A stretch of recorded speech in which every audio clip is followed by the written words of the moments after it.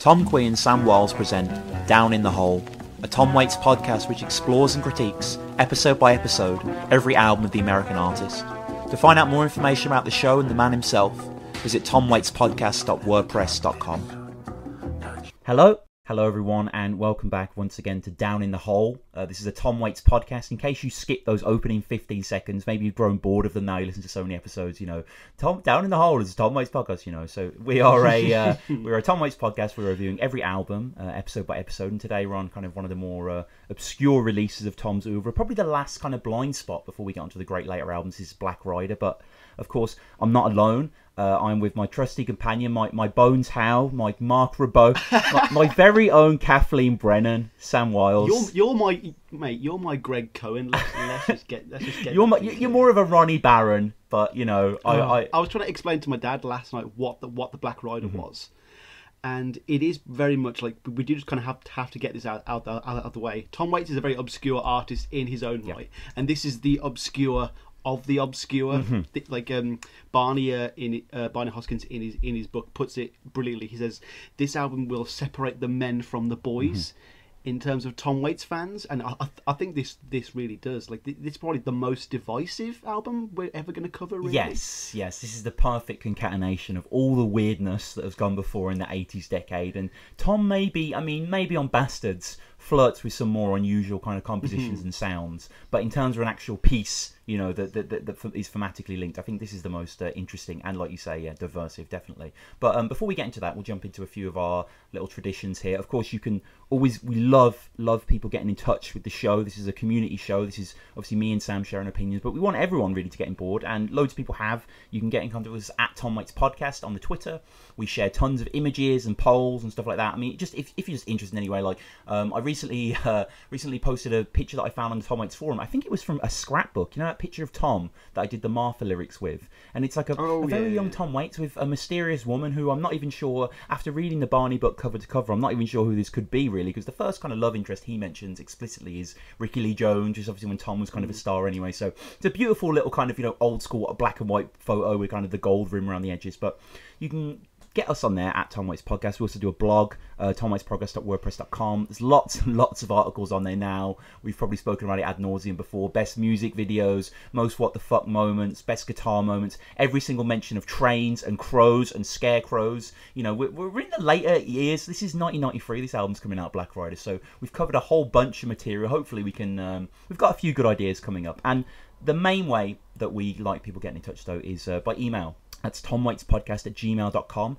and I'm really happy to say that we've had some brilliant correspondence over the past few days. Our first correspondence with Corby Daniel. Thank you so much for getting in touch. We had a nice little back and forth. His first email began with, I've recently discovered and begun enjoying your podcast. So far, I've only listened to your Swordfish, Trombones and Bone Machine album reviews, but thought they were fantastic. Thank you, Corby. Although I disagree with you on a few songs, which is quite not unsurprising, Sam, really. He did 16 Shells and Going Out West. Apparently, they're both far greater songs than we gave them credit for. I thought we gave quite a positive review of I think there was something missing, we said, wasn't there, rather than it was a bad song. So we chatted back and forth, and Corby, quite relevant to today's episode, had actually seen Black Rider. He'd seen it live in San Francisco. Oh, yes, he had. In 2004. Lucky man. Incredibly lucky man. And I just kind of prodded him, really. I wanted to know more about it, and he sent us back a great little kind of recollection. He said, quote, sadly, time, which is over 10 years for him, has stolen the finer details of the show from me. The main story most people are interested in about the show was when I ran into Keanu Reeves in the men's room during intermission.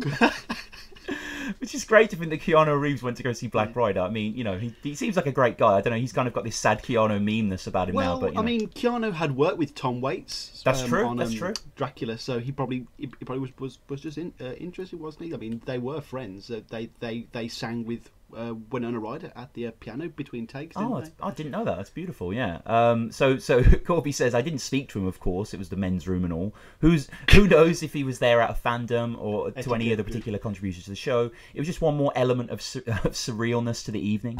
Sadly, most people I know are more interested in Keanu Reeves and Tom Waits or Marion Faithfull or William S. Burroughs. What I can say is that my outlook on this album has changed greatly over the years. I first came to it as a fledgling Waits fan, having never seen the play and only having a passing familiarity with William Burroughs Burroughs, based on David Cronenberg's film of his great novel Naked Lunch. Now, being quite well acquainted with Burroughs' work, I detect his brilliance worming its way through Tom in the lyrics. I'd really love to see his libretto to confirm how much of the lyrical content on the album came from Burroughs versus Waits. Now, there are a few tracks, we'll get onto this when we get into it, that are just straight Burroughs tracks, as in Tom's just singing Burroughs lyrics, but the majority of the album is Waits' lyrics, I'm pretty sure. But as Corby points out, there is definite some parasitic influence between the two of them, and Waits is a huge fan of the Beat Generation, and whilst it'd be hard to say that Burroughs was a beat writer, again we'll get onto this later, he was definitely a huge influence on that whole era and was active within it as well.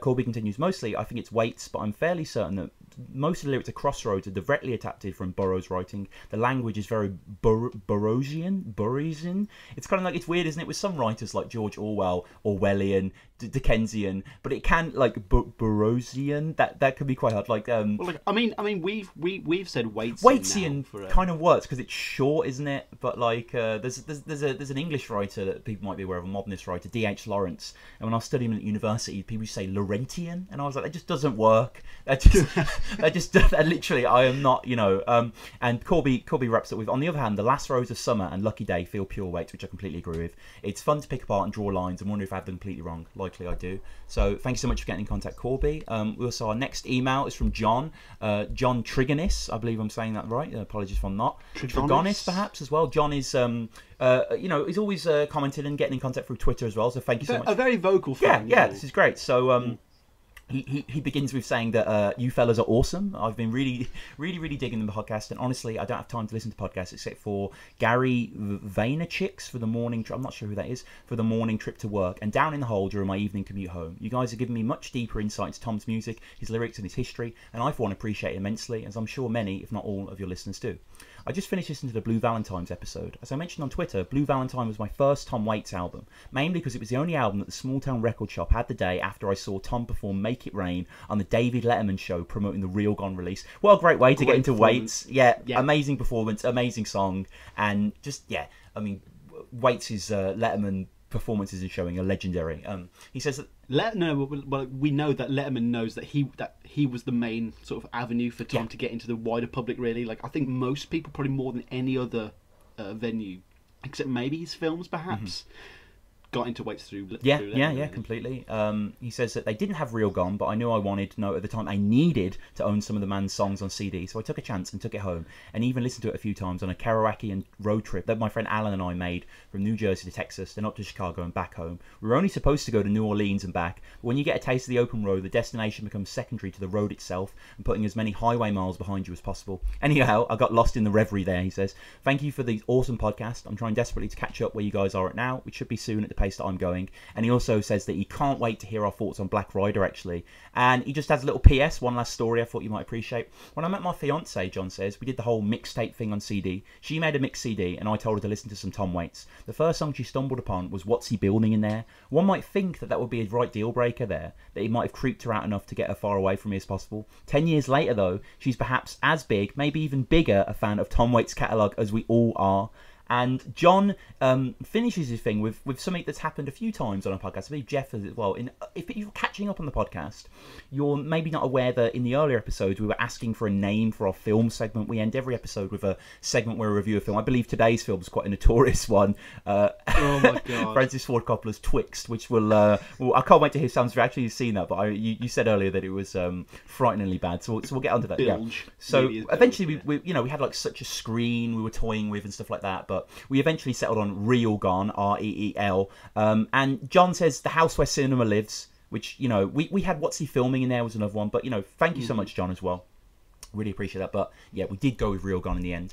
And finally, we have a little short email from Kyle. Thank you so much for getting in contact, Kyle.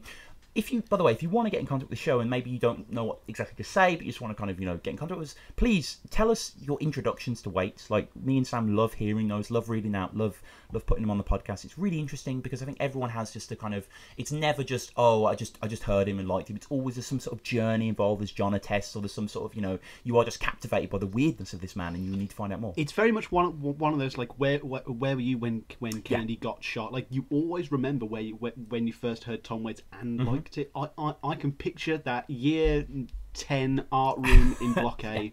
More clearly than anything, I can see Miss Snyers looking like a sour face, Puss in the corner, and the tables were caked in that thick layer of like 8 layers of paint. You know, it always sticks in your mind. It does. And you know, no different for Kyle, really. Kyle says, hello, my name is Kyle. I'm a guitarist from New Hampshire, USA. About 8 years ago, a friend of mine was into indie films and more noir types of art. He stumbled across Coffee and Cigarettes with Tom Waits and Iggy Pop. We thought it was so cool. We used to sit at the table with a pot of black coffee and a pack of smokes and spend the whole time quoting the scene. I then decided, since I knew of Iggy Pop, I should look into this Tom Waits character. The first thing I found was a live video from Big Time of Rain Dogs. I was shocked and a little frightened at what I saw, but it sparked an intense curiosity in the man.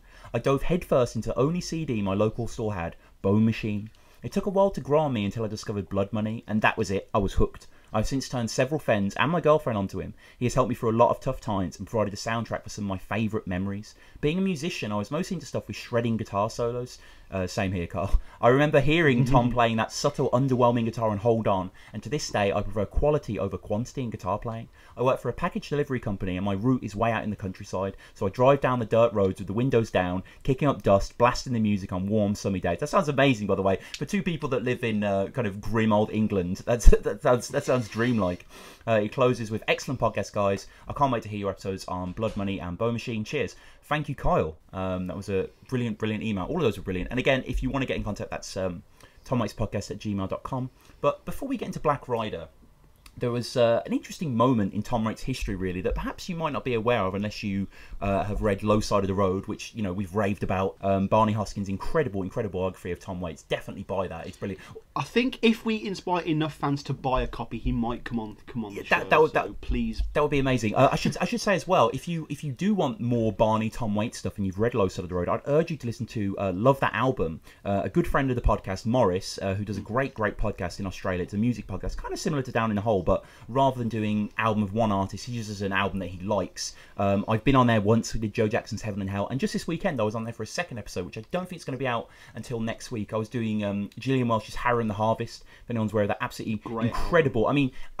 I mean, in places you can definitely compare it to Mule Variations. It's kind of like that deep, dark, southern kind of Americana, but this is kind of, it's just two acoustic guitars rather than the weird instrumentation. But it's an incredible album. But yeah, Morris not only did a review of Rain Dogs and Heart of Saturday Night, which is a great episode in itself, he had Barney Hoskyns on the podcast, and they chatted for an hour on Tom Waits, and it's absolutely brilliant. But yeah, definitely check out Low Side of the Road. Also, I work in a bookstore, and one of the books that we got in recently that really excited me was Barney Hoskyns' brand new book. It's called Small Town Talk. And it basically deals with Woodstock in the late 60s, not the festival, the town in New York.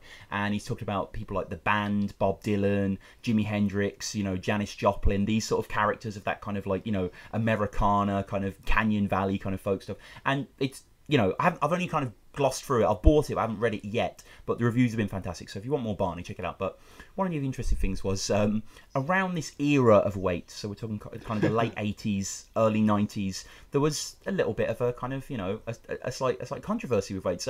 This started out kind of around the Bone Machine era, but kind of ended in the Black Rider era, so it kind of makes sense to start on this. So basically, in 1988, there was an ad agency called Tracy Locke, and they were tasked with coming up with an advertising campaign for a new product for Frito-Lay, which I think is kind of the conglomerate that kind of owns Walkers over here and Lay's in America and all the kind of crisp people, and Doritos, of course, as well. So anyway, the new product was Salsa-Ria Doritos, just kind of like Mexican, kind of like spicy Doritos. And basically, what they came up with, they were going to adapt Step Right Up, Tom's incredible Small Change song, and kind of take that idea of kind of a salesman hyping a mysterious product to solve all of life's problems, and they basically put it in an advert. They put it into a radio advert. They roped in a session singer called Stephen Carter, and he was paid to basically imitate Waits' gruff hipster delivery. And in September 1988, the ads were aired on 250 radio stations over America. Unfortunately, I've scoured the internet for the clip, but it kind of it's not there. No, it kind of makes sense because Tom sued and was successful. It kind of makes sense. Why would it still be around? He doesn't want it around. You know, I mean, you would think that even just in the illicit internet on YouTube, you would find it somewhere on. You know, I went through, you know, literally hours of 1980s commercials just looking for it on YouTube, but couldn't seem to find it. But yeah, so we don't have it, but we do have quotes from it. So it's kind of, you know, how that kind of small change, Step Right Up delivery. It's kind of like it's like quote in the advert says, "It's buffo, it's buffo, it's bravo, it's gung ho, tally ho, but never mellow. Try 'em, buy 'em, get 'em, got 'em." You know, that sort of thing. So. But isn't Tom affecting characters that already did that anyway? That's the thing, yeah. He's mocking the idea of it, but Tracy Locke are a little bit too ignorant to understand that, which is kind of a nice, sweet irony. So, obviously, Waits had no idea this was going down, and the first he heard of it was when a DJ happened to play it on the morning of the 3rd of October, 1988, and according to Hoskins, for the next week, Waits did nothing but call friends and acquaintances to set them straight, and Barney himself says what you were just saying, that, quote, the irony of customising the very track that lampooned the hyperbole of America's hucksters clearly bypassed the suits at the company. Soon after, a lawsuit was brought against Frito-Lay and against Tracy Locke in November 1988, and it eventually came to court in April 1990. Now, there's an interesting little hypocrisy here, perhaps, because Waits had done an advert before, which we'll just play shortly, but basically, this was, I mean, you could argue that, yeah, why is he suing? He had done an advert for, but the advert had come in the 80s. He had been screwed over by Bones Howe here, and the whole kind of the whole kind of element of ownership, and how he didn't have the rights to his songs anymore and all that kind of stuff. So, so Greg Cohen, not Bones Howe, but you know what I'm saying? This kind of management was kind of, so. Look, man, we all need money. I mean, you can't have, I'm more against things like product placement in movies than I am celebrities selling stuff. I mean, whenever you walk past any perfume store or watch vendor, there are always going to be 12 different celebrity pictures there. It's just a part of life, really. And maybe Tom perhaps thought the internet would never exist and this advert would remain buried. But fortunately for us, it is here, and it is just as hilarious as you think it is. Tom, what is the premise? The premise is you can find it if you just YouTube Tom Waits dog food commercial. It comes up pretty quickly. He did dog food. I mean, he's not in it. Is the crucial thing, but he's using his voice, much like the radio thing that is appropriating his voice. He's in he's in this advert more than he's in Twixt. Yes. Let's just say that. So yeah, here's Tom selling dog food. As dog travels through the envied and often tempting world of man, there's one thing above all that tempts him most: the taste of meat. And that is why Purina makes Butcher's Blend. Butcher's Blend is the first dry dog food with 3 tempting meaty tastes: beef, liver, and bacon, all in one bag. So come on, deliver your dog from the world of temptation. It's the world of Butcher's Blend, the first dry dog food with 3 meaty tastes. So, yeah, there we go. There's a nice little miscellaneous thing that you probably wouldn't have known. Wonderful little ditty. Yeah, exactly.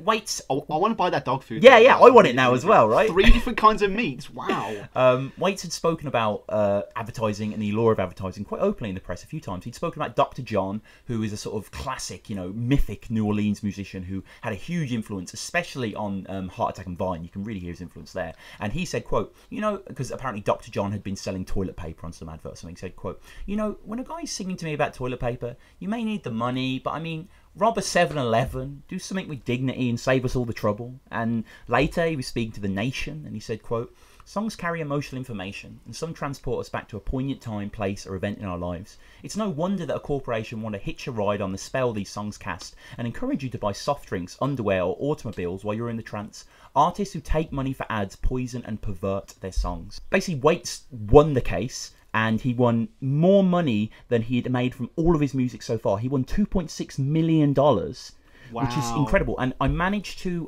which really explains the freedom in this next phase of his he can just do whatever he wants. He doesn't have to fucking work for anyone now. No, I mean, not that he did before, but yeah. No, but come on, Black Rider is the least commercial thing since Arsenic Sandwiches. That's true. And I managed to find the actual court document from the LA courts, and it's very, very long, but I found some choice quotes here.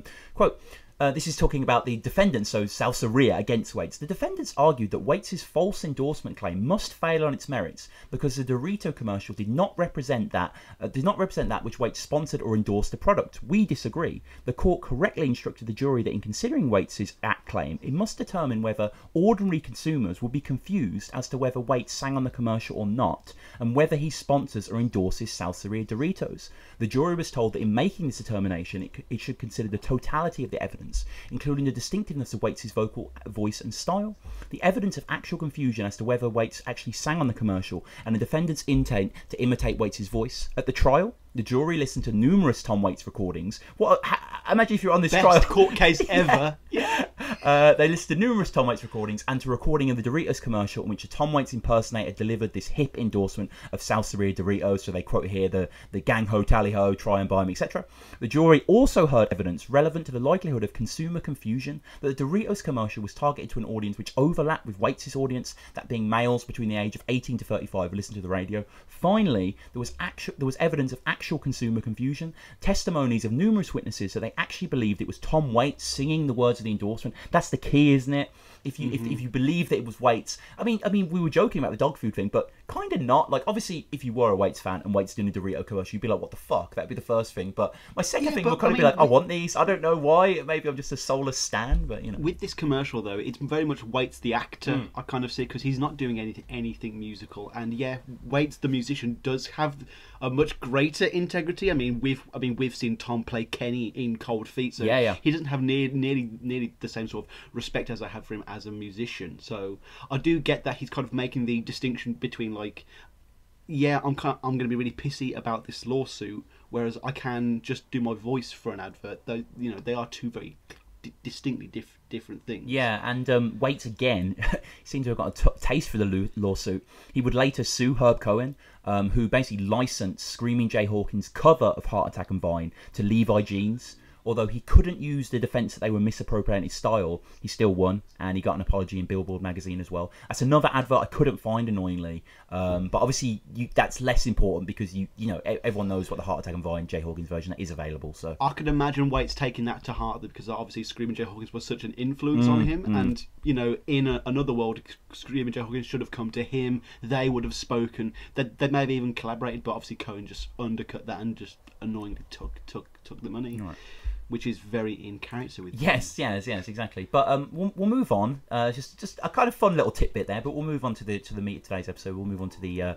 So, do you want to have a brief discussion about the Black Rider as a whole before we get into the backstory? Because this really is an odd one. Yes, this is a huge one, really. So basically, it begins in 1988, 1989, where Robert Wilson basically approaches Waits, Robert Wilson being the director and kind of, you know, figurehead behind the Black Rider, to be involved in his next play, which was the Black Rider. Waits at that time had only seen one Wilson production prior to that, and that was Einstein on the Beach, and that was only through Kathleen, which was a 4.5-hour opera. Now, I don't know about you, but beforehand, I did not know who Robert Wilson was, and doing a bit of research on him, he is basically one of the, you know, he's like an Andy Warhol. Seminal. Seminal, Andy Warhol type figure. So, from Wikipedia, it says, Robert Wilson is an American experimental theatre stage director and playwright who has been described by the media as America or even the world's foremost avant-garde theatre artist. Over the course of his wide-ranging career, he's also worked as a choreographer, performer, painter, sculptor, video artist, and sound and lighting designer. He is best known for his collaborations with Philip Glass on Einstein on the Beach, and with numerous other artists, including Heiner Müller, William S. Burroughs, of course, who we'll get on to, Allen Ginsberg, Lou Reed, David Byrne, Gavin Bryars, who Waits would work with, Rufus Wainwright, Willem Dafoe, and Lady Gaga. The list just goes on. Oh, Lady Gaga. Oh, yeah. I've got to see that. I know, right? So, obviously, this is just, I mean, similar to Coppola with One from the Heart, this is just someone that Waits cannot turn down, and Waits had spoken. He's also another kind of father figure for Waits as well, but or as Barney puts it, maybe like an older brother. Yeah. Because like Tom really did like respect this guy. There's a great article just called "The Black Rider Words on Plays," and it was put out by the American Conservatory Theatre Organization back in 2004, and they have a great paragraph just sort of summing up who Wilson is, and they say. Wilson said he deliberately creates such images to force audiences to view theatre and experience time in a new and different way. His kind of theatre encourages audiences to muse, reflect and daydream rather than follow a narrative thread. He admonishes theatre goers to go as you would to a museum, as you would look at a painting, appreciate the colour of the apple, the line of the dress, the glow of the light, the feelings that they all evoke, listen to the pictures. Wilson's vast theatrical overview. Now, you've used this word in the podcast. It's spelled O-E-U-V-R-E. Oeuvre represents the development of and refinement of a new kind of hybrid stage work, one that showcases a rich and arresting visual vocabulary, an obsessive attention to light and shadow.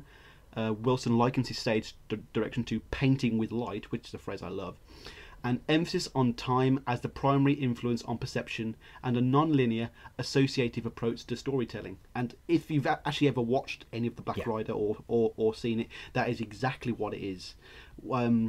There's another quote where he's also described as the theatre's greatest minimalist and greatest maximalist as well, which I do also kind of get, because he does have these very large, giant props that will like descend from the ceiling, and the eponymous black box that sort of rises like some sort of 2001 Kubrick-esque monolith from the floor.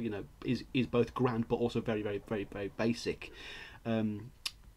Yeah, and Waits had spoken about what you're talking about, his approach to theatre, and he said, quote, after seeing Einstein on the beach with Kathleen, I was unable to fully return to waking for weeks. Wilson's stage images had allowed me to look through windows into a dusting beauty that changed my eyes and my ears permanently. And the two, even before they started working on Black Rider, Tom had basically wanted Wilson to produce Frank's Wild Years, but he couldn't make it. And the 1987 video for Blow Wind Bro was shot in a very Wilson-esque style, very 20th century German cabaret style. And obviously, we check our previous episodes for our work on, for our chat on Frank's Wild Years and Big Time, but they have a very expressionistic, theatrical kind of, element to them as well. And it's not too much of a leap to go from Big Time to Black Rider. You can see the seeds. Well, I mean, even if you look at just the sort of the sparse but also very densely packed sets, like the use of props and like stark lighting, like this is very similar to Big Time. I think with the Black Rider, like just as a kind of like a little aside, people do treat the album as being a bit more shocking than it actually is. Like if you actually sort of follow Tom Waits thematically, like it's not as much of a weird shift as you might think. Like this album is preoccupied with death, misery and suffering and love lost almost as much as Bone Machine was, and it really evokes the same outdoorsy feel of Bone Machine, and even uses the skeletal percussion beats from things like The Earth Died Screaming.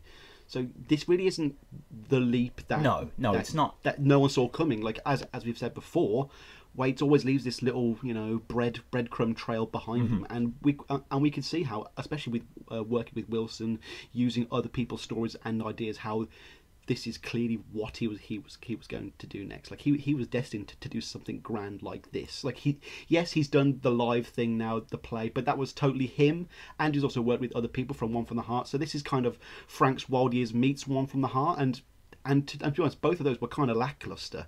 Yeah. And this does kind of come together, at least to be something more interesting. I wouldn't say it's better, but it's definitely a lot more interesting. No, and like obviously Waits is such a kind of monomaniacal presence as an artist, but a great kind of affectation of being, one of the greats, like being a truly brilliant kind of creator, is being a collaborator as well, and being able to meld and make new things for other people. And so eventually, after Wilson kind of got in contact with Waits, Waits took Kathleen with him, of course, and they went to the Hollywood's Roosevelt Hotel, and it was there that they met with Wilson, had a long meeting, and Wilson proposed that Tom spend several weeks in Hamburg writing the music for a production at the city's Failure Theatre, and Waits was apparently simultaneously intrigued, flattered, and scared. The older anxieties he had about scoring One from the Heart flared up again, as did fears of being away from his young family for long stretches of time, which makes sense, but apparently Kathleen, who was a huge Wilson fan, which is no real surprise, urged Waits to seize the opportunity to work not only with Wilson, but with the 75-year-old William Burroughs, who is a seminal writer, a huge influence on modern literature. And if anyone's read On the Road, he is old Baldy. He's kind of one of the figureheads here. He, of course, who was in the Beat generation, as a kind of, figurehead, as we said. If anyone's seen the underrated Daniel Radcliffe film Kill Your Darlings, he's played by Ben Foster. He's one of the main characters. Just before we get on to Burroughs, I've just got a few quotes from on what Waits and Wilson thought of each other. Wilson said, "Tom and I are very different men. Tom and I dress differently, have different styles. I tend to look cooler, more formal. Not too sure about that. but nevertheless, I think we're emotionally tied somehow. In my work, the emotion is sometimes hidden or buried, and Tom's music has a very deep emotional centre for me. And Tom knows theatre. It's in his blood. We can talk, and I can ask him how to look at things on stage. That really helps." So yeah, that is very true. Like we said before, Tom is a very theatrical person, and you couldn't just get anyone to come in and score the Black Rider.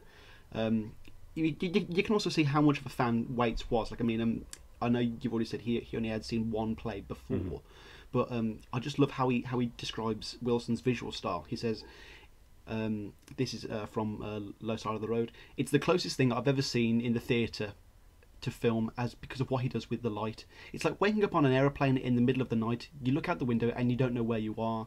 I feel like I was with an inventor. He's a deep thinker, a man who chooses his words very carefully and is not to be trifled with. I learned a lot from working with Robert Wilson. He's an actor. Every physical gesture, every movement on stage, he did it first. He puts his actors through the wringer. When we were getting the Black Rider together, I went on stage for an hour to stand in for someone who was sick, and it was like, he's using these people like clay. And a particular group of German actors were thrilled. They'd melt themselves down and pour themselves into any mould.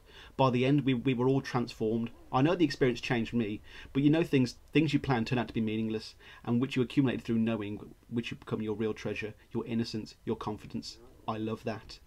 So yeah, I'm very happy that Tom got to work with someone that he's a fan of. Yes. Like, maybe he was a fan of Francis Ford Coppola. Like, obviously they had become friends. They will collaborate over and over. You know, culminating in Twixt that we'll get onto at the end of this episode. But I never, you know, there's nothing in the literature that, you know, professes that Waits was any bigger Coppola fan than he was a Spielberg or George Lucas fan. So I think this one, he was probably a bit more giddy, a bit more of a schoolboy. And like you say, he also got to work with someone else who he was a massive fan of. Yes, Burroughs. William S. Burroughs, who, I mean, anyone that's maybe read any of his poetry or read Naked Lunch or Junkie, you know, this guy was kind of almost a proto-figure for the later gonzo literature. He definitely anticipated a lot of the beat ideas as well. Burroughs, interestingly, was not. I mean, it's kind of like with George Orwell as well. When you dig into these people's past, you find that they're quite well off. They aren't kind of the kind of destitute you know, thuggeries. Like Burroughs, I believe his grandfather ran the Burroughs corporation or industry or whatever. I was doing a bit of research on it prior, who was a big patenting firm, you know, millions and millions, you know, huge kind of Rockefellers type figure. So he could afford to be essentially, yeah. And if anyone's seen Kill Your Darlings, which I really would recommend, actually, I was surprised by how good of a sort of portrait that early. He got all the big beat people, you know. Obviously Radcliffe's playing Allen Ginsberg and Kerouac's in it as well, and that probably in his best post-Potter performance. I would say that, yeah. So Burroughs kind of comes into the sort of beat story in 1944 when he began living with Joan Volmer Adams in the apartment that they shared with Jack Kerouac and Edie Parker,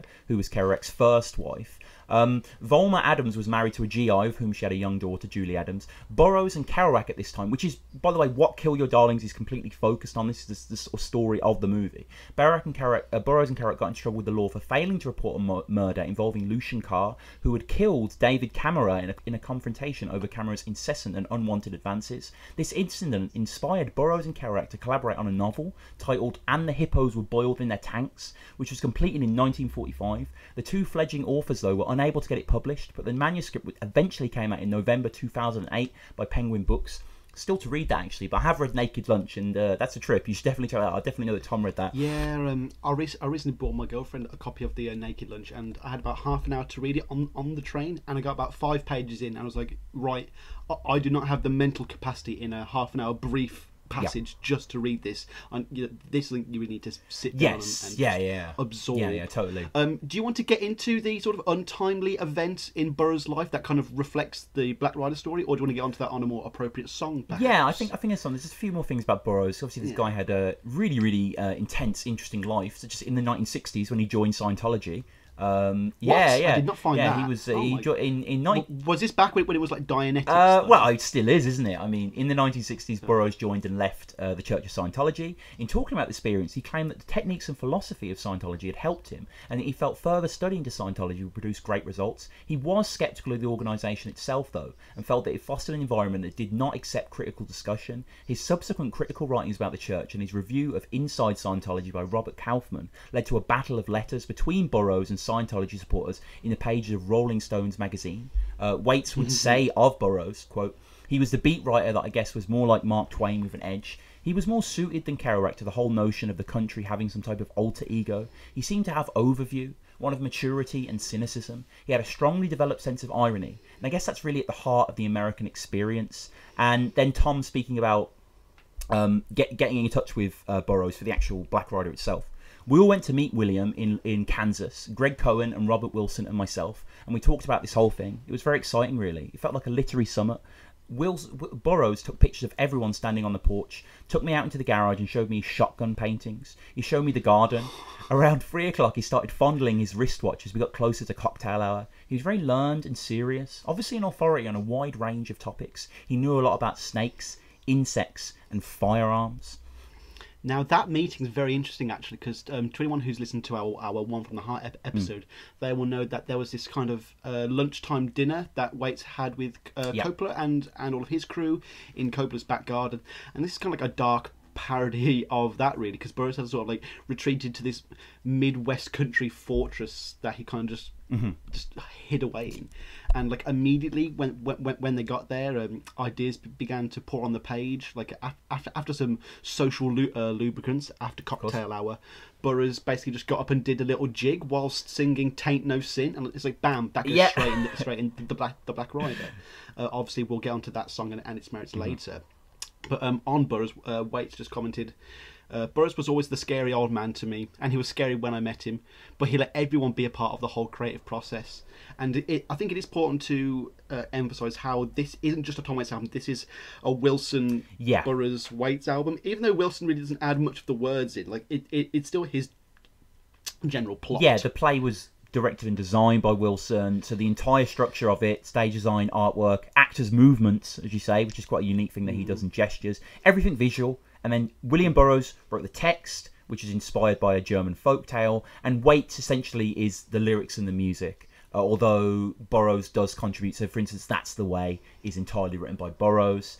Flashpan Hunt is like half. Yeah, and Tain't No Sin, as you say, as well. So there is that kind of mix and stuff. And as Tom Waits' library rightly points out after this meeting, Waits had to get involved. He couldn't turn this down. He might even have had less obvious reasons to feel attracted to the play. It's about deals with the devil and addictions of all kinds. Waits was in the middle of fighting some modern day devils himself. They point out Herb Cohen, they point out Frito-Lay, as we say, Celso Rio, and he had already sworn of those other magic bullets, drinking, smoking dope, selling out, and the three, work together, and it's an incredible trinity of people, really. William Burroughs, Robert Wilson, and Tom Waits worked on this musical, and it's awesome. It's just, it's fantastic that it wasn't even kind of, too many cooks or anything. They really all seem to put their own element into it, and it just succeeds through that. So, what the hell is the Black Rider? The Black Rider is based on, as you say, an old German folklore tale called Der Freischütz, which means free shooter, and it's about a marksman who, by contract with the devil, obtains a certain number of bullets. Does this sound familiar?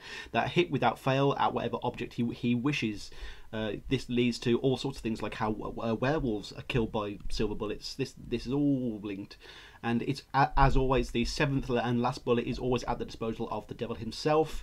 And like this story goes back to like even the 14th and 15th centuries, and became sort of widely circulated in 1811 when Johann August Appel introduced it in the first of his volume of the Book of Ghosts, which just sounds so brilliant and almost Stephen King-esque. Then the play became Der Fleischlutz, which became the play The Marksman, a German opera in 3 acts by Carl Maria von Weber, which I did listen to for quite a bit on Spotify, but unfortunately half of the tracks, about halfway through, just cut to the German dialogue, and it's not like the German dialogue is just a track that you can skip. Like they're all kind of integral to the song. And I mean, I did a bit of GCSE German and dropped it the moment I could. When this really isn't our first language by any means, but it was known as the most impressive rendering of the gruesome that is to be found in a musical score. And obviously Wilson found this. He saw that the story was quite applicable to modern day life. Burroughs added the whole addiction element, which we'll get onto later. But in that the Black Rider Words on Play by the American Conservatory Theatre Society, they described it as the Black Rider is a theatrical wonderland that arguably is Wilson's most accessible and popular show to date. The Black Rider is all about timing. Because it is so close to comedy, in some ways a comedy is more difficult to do than something serious. You have to be serious when you do comedy, and it's the timing that makes it funny. The story is told mostly visually, so Burroughs' text can be more abstract and Tom's songs can be more poetic and complement the story. The Black Rider is expressionistic, quick and colourful, and highly exaggerated. Now, do you want to get onto the album or the general plot? Yeah, I think just before we grab into that, there's just a few things I got on the actual Burroughs writing it. Tom would say in 1993, he cut up the text. His cut up text, an open process of finding the story, became a river of words for me to draw from in the lyrics of the songs. So there is that element here. Like the songs lyrically, they feel like Tom, don't they? Like you aren't listening. You aren't like, oh, this sounds like Bruce Springsteen, or it sounds like whatever. They feel like Tom images in the way that he constructs songs, but there is a different edge to it, which is really nice. He says that he brought a wisdom and a voice to the piece that he's woven throughout, and he would talk about how Burroughs, wrote most of the words at his place in Kansas, and he'd send me piles of material. Our dramaturge would edit and paste and cut and find the right spot for anything. Burroughs was just coughing up all this stuff, not writing in any linear way. Sometimes I would take something he wrote and turn it into a lyric. Sometimes we collaborate, like in Just the Right Bullet. To hit the tattered clouds, you have to have the right bullets. That's all Burroughs. The first bullet is free. That's me. So there is this back and forth there. And obviously, you can imagine Waits would just be in Wonderland here. This is a guy who, from Jack and Neil onwards, and even before that, there's an obvious beat influence. And to be writing with one of the figureheads must have been a crazy trip. When talking about the collaborative process, Waits describes it as Wilson set up a long table in a theatre. It looks like some Cape Canaveral thing. Low lights and machines. There's something really scientific about the whole environment that I really liked. You don't understand a thing you're hearing. I don't really know what I was doing. With the songs, I was thinking, how on the money do you want it to be? You don't want to land on every turn in the plot. You want to give the audience some credit for being able to see what's going on, which kind of lends itself to that sort of vicarious gothic. Where these characters are going. You know what's going to happen. I mean, before we get into the plot, this generally is just another Faustian tale of someone making the deal with the devil, and they always go awry. They always do. Tom had a great little quote about his theatre play albums in general. Obviously he's done Frank's Wild Years, arguably big time could possibly go in. Yeah, it has a narrative, doesn't it, at a certain level. And then obviously you've got Alice and Blood Money, but he said, people don't know what to do with my recordings of theatre experiences. They wonder, should I have seen the show? And if I haven't, will it still make sense? Well, luckily, The Black Rider, now has been a play for over 20 years, and there have been plenty of video recordings out there. And the main one that I'm not sure about you, Tom, but the main one that I'll be referring to is a made-for-TV recording in 1990 that was on YouTube. It's very good. It's the entire thing. It is in German. Like I said, that there is an English version out there, but it's on an iPhone -7. Like it's a terrible recording, but. Just to see the play live, and just to see where the songs are sung and how they're sung, and just how different they are to the album is very, very interesting. What I will say is it's important to distinguish that the songs that went into the play are not technically the songs we hear on this album. I was just speaking to you before the podcast, and I'm not sure. Hopefully some of you out there have heard what's known as the Black Rider outtake tapes. It's all on YouTube, and it's all basically all the demos that Waits recorded in his home and sent to Williams and Burroughs.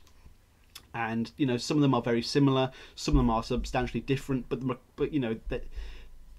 as he said, they were never kind of meant to be heard or released by the wider public. So Waits kind of described the recording process as kind of having an innocent and freedom to abandon conventional recording techniques. And having to work under the gun to just to have something ready for Wilson's carnival each morning.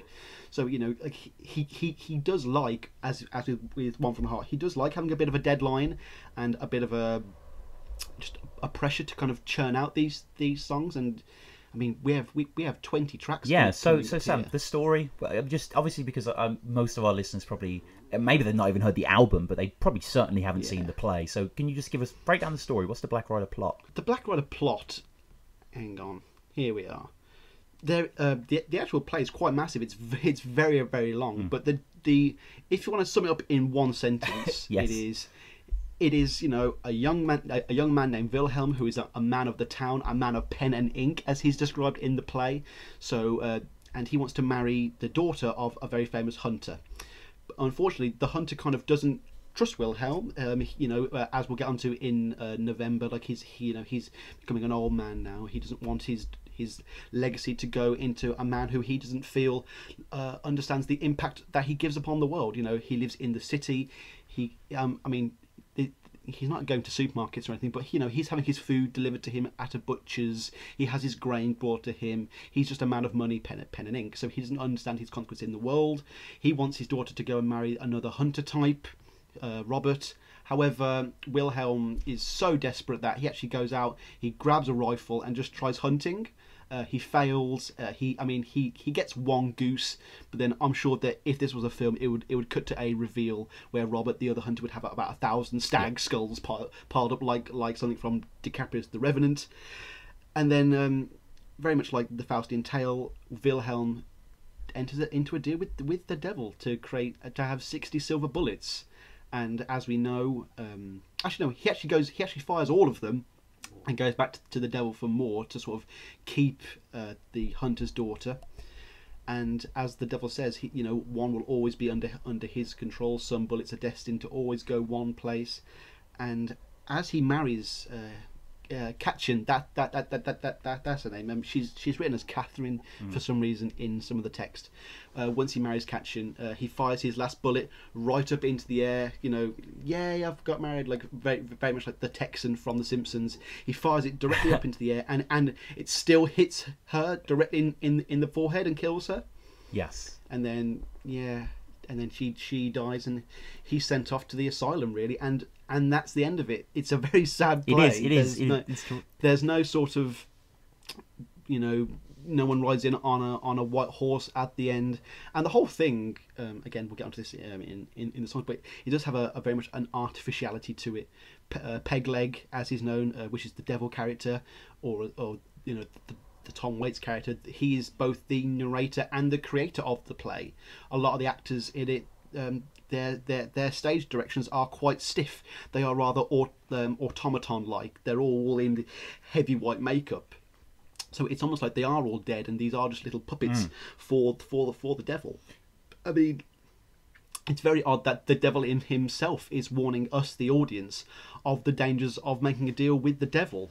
Yes. These are as an cautionary tales, and not to make deals with random demonic figures you meet in the wood. No, and in the book the program, as it were, that would have accompanied the release, Burroughs gives a brilliant breakdown of the plot as well, which I'll just read out. He says, quote, "This is a war universe. War all the time. That is its nature. There may be other universes based on all sorts of other principles, but ours seems to be based on war and games. All games are basically hostile, winners and losers. We see them all around us, the winners and the losers. The losers can oftentimes become the winners, and the winners can very easily become losers. I recently completed a libretto called The Black Rider. It's based on a story by Thomas de Quincey. Then it is itself a retelling of an old German folktale, also used by Karl Maria von Weber in his opera Der Frühschutz, as we said. Our protagonist is a clerk, and he's in love with the forester's daughter, but the forester only wants a huntsman for a son-in-law, so our clerk goes out and tries to shoot, but can't hit anything. Deep in the woods, he is approached by Pegleg, the devil, who tells him, you gotta have the right kind of bullet. So he gives him the right kind of bullet, naturally. The first one is always free. Our clerk doesn't realise that, but he's made a pact with the devil as soon as he picks up and uses the bullets. Before long, he can't hit anything without them. He's completely dependent on the bullets. Soon the wedding day arrives and he must prove his marksmanship, but he's run out of magic bullets. When he fires at a wooden dove bobbing on a perch, the bullet whistles around and kills his betrothed. The moral is, the devil's bargain is always a fool's bargain, because you're trying to get something for nothing, and you end up giving everything for nothing. If the bullet's got my mark on it, I've had it. A special bullet for a special person. But if you know what your fate is, just by knowing it, you have avoided it. They will have to change it. The gun is a very simple mechanism. There are designs for guns that can be made of a pipe and a few odds and ends you can pick up from the hardware store. It's not to compare with a nice revolver or automatic, but it can certainly kill someone at close range with one shot. You can apply the whole Zen principle to firearms. Once you know where to point, all you have to do is get out the way and let this thing happen. And then you can hit the target in the dark. It's all a matter of getting out the way of yourself or you're dead. Very Waitsy in there. Standing out of the way and letting what you really know take over. To separate gun and hand and eye until they do it on their own. Draw, aim, shoot, fire like a finely tuned machine. Both my hands should be unlinked, hand on trigger and hand on gun, and still as close as twins they think, both eyes open, now just one. He's just quoting a little from the Black Rider there, and he just... It's funny you should mention how names have bullets, because that oddly reminds me of a scene from Blackadder, where the sort of buffoon character Baldric. I'm not sure how many of our worldwide listeners know of Blackadder. It's very much like a British show. I think it's worldwide known, yeah. But he carves his own name into his own bullet, so then because he's very unlikely to shoot himself. Yes. Which I think is a great little piece of. And then obviously we have after all the Robert Wilson, Waits, puts out the Black Rider album, and this comes out in 1993 after Bone Machine. This is 3 years after the Theatre Player premiered, and more importantly with proper recordings as well, because the original sort of demo tapes sounds like something out of the Radiator sequence from David Lynch's Eraserhead.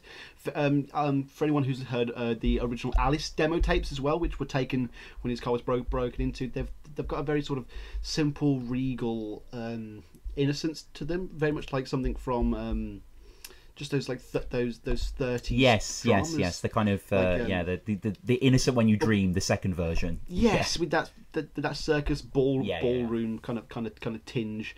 There are also two songs that are in the play that aren't included on this album, called Chase the Clouds Away and In the Morning. There's also a little musical interval just simply titled He's Not Wilhelm. But I'm not going into too much detail, but Chase the Clouds Away, we'll probably get onto this on one of our sort of Waits Lost Tracks review episodes after. I think we should call it Morphins. Morphins. Chase the Clouds Away is actually a pretty damn good track, and it would have been a wonderful addition to Orphans, and it's oddly uplifting in kind of the way that Lucky Day is.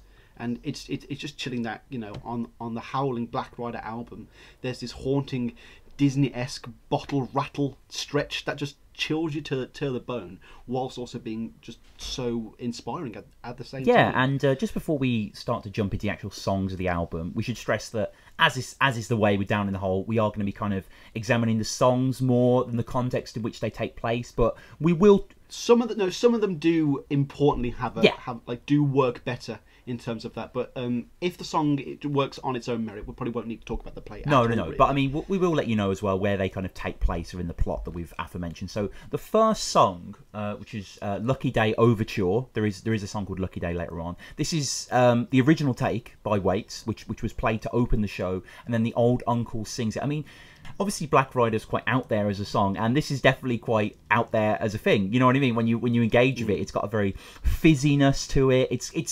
We've heard Waits in this mode before, and we'll definitely hear him later in songs like Eyeball Kid. His kind of P.T. Flea kind of delivery. Great Bugs Life reference. And his kind of under the big top. Don't forget to visit our snack bar at Charleston's Grotto. You can kind of work him in, like there is a melody here, but there isn't. It's more just the intro, isn't it? It's more just roping you into what this album is. Like, I'm awfully worried that I'm going to be boring the folks out there with my extensive talk on Waits' opening tracks, but once again, this just effortlessly does that Tom Waits thing of perfectly setting the tone for the entire album. Like, we have, whilst technically this does play before the first song proper, for me, like, this really kind of is the Black Rider, and Tom is the real musician behind it, so it's good that he clearly does preoccupy the lyrics with his own interests that wouldn't necessarily appear on the stage. Ever since Swordfish Trombones, Waits has had an affinity for all manner of disproportioned folk, great and small, and this is the perfect venue for him to explore that again, because with any sort of play, Tom knows that we are there purely, again, in that sort of Faustian cautionary tale, to gaze upon the misfortune of others, very much like a real life freak show. To me, this would very much be Carl Pilkington's favourite Tom Waits song, with its pure amount of freaks. But just as a little game here, Tom, I wonder if you can guess what the abnormalities of these people are. Okay. So we've got Priscilla Bajano. She was known as the Monkey Woman. What do you think was wrong with her, Tom? With some hairy. Hairy woman, okay. Yeah. Jojo the dog-faced boy. Was hairy again. Hairy, yeah. Shout out the Eels, by the way. Amazing song called Dog-Faced Boy that they've got. Go on.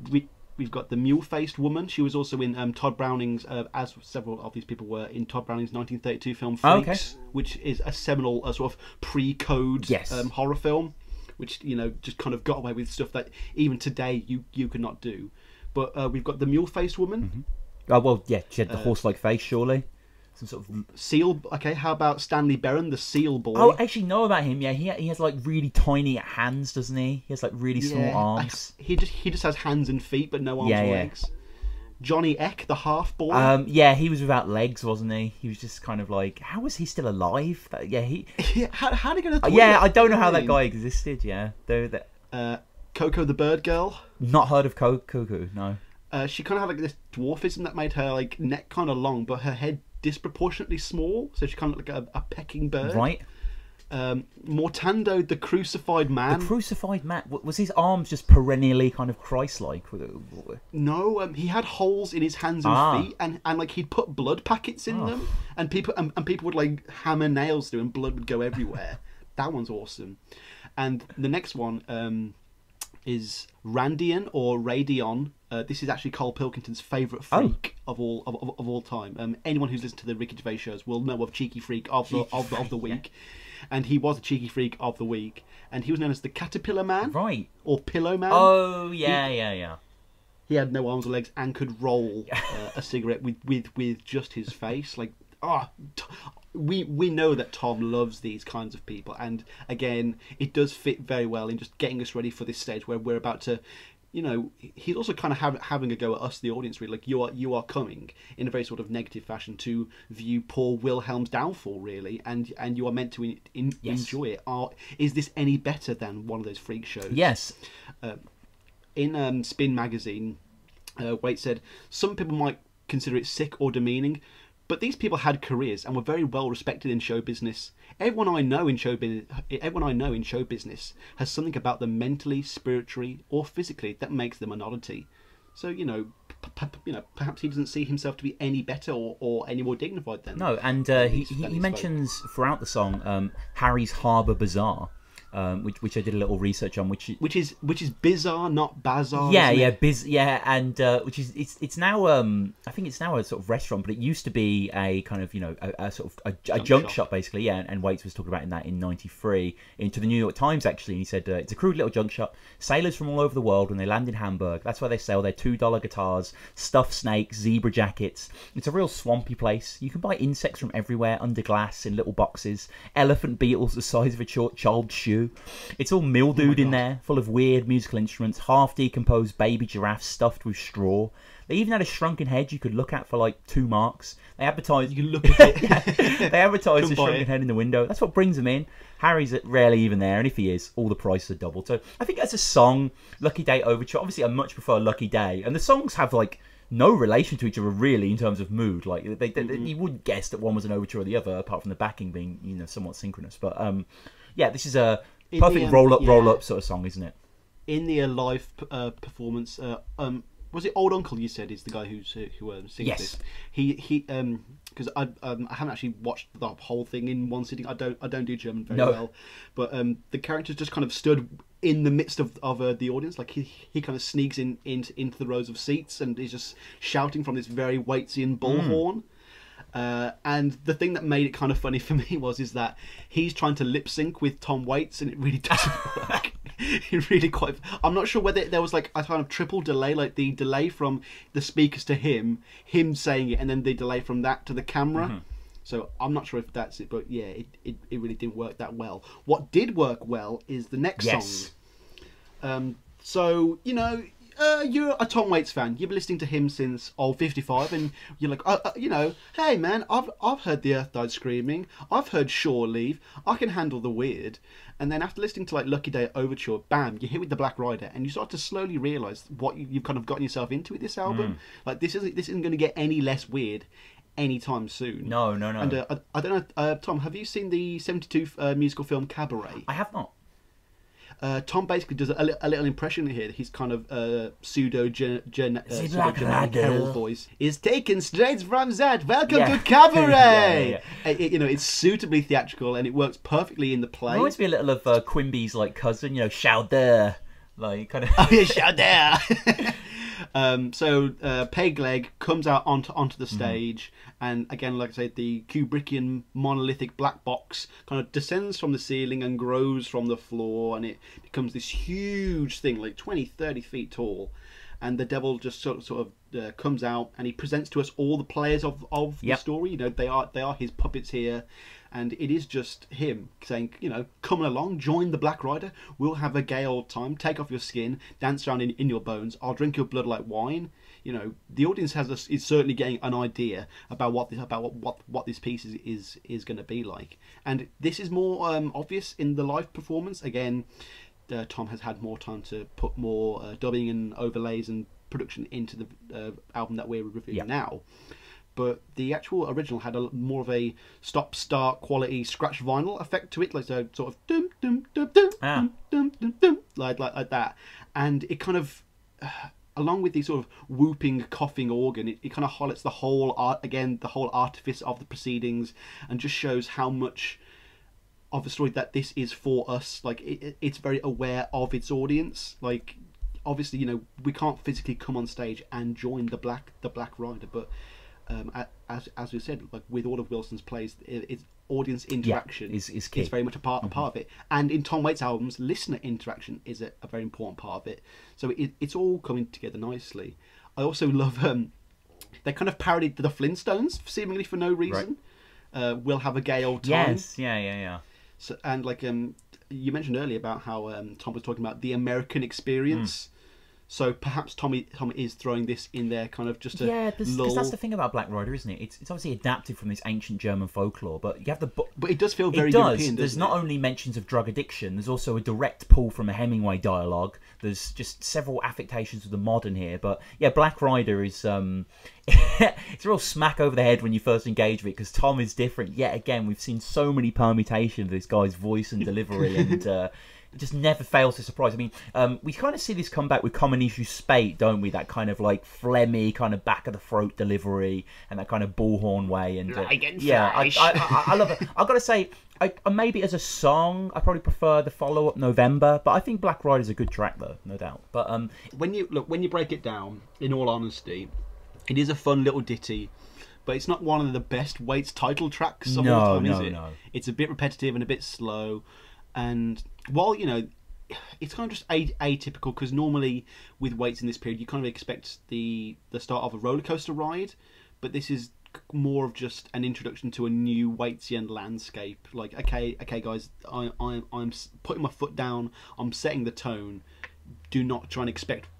Well, again, we can't expect anything. We're totally on the back foot again, and we kind of just have to accept whatever comes to us next. Really. Now with November. I love November. I think November's an absolutely fantastic track. Yeah. I love November for many reasons. One, it's just good to hear Tom back on the piano and sort of delivering some more ballads. But the imagery, like, you know, I mean, I know it's kind of Waits went to Hamburg and kind of Waits wrote the music, but I'm sure that he mentioned these to Kathleen. Because there's a lot of Kathleen in this track. There's a lot of just the way she seems to have this really poetic grip on things that I love. I absolutely love the personification of mumps, of being like physical things that can grab you. So November's tied me to an old dead tree. Get word to April to rescue me.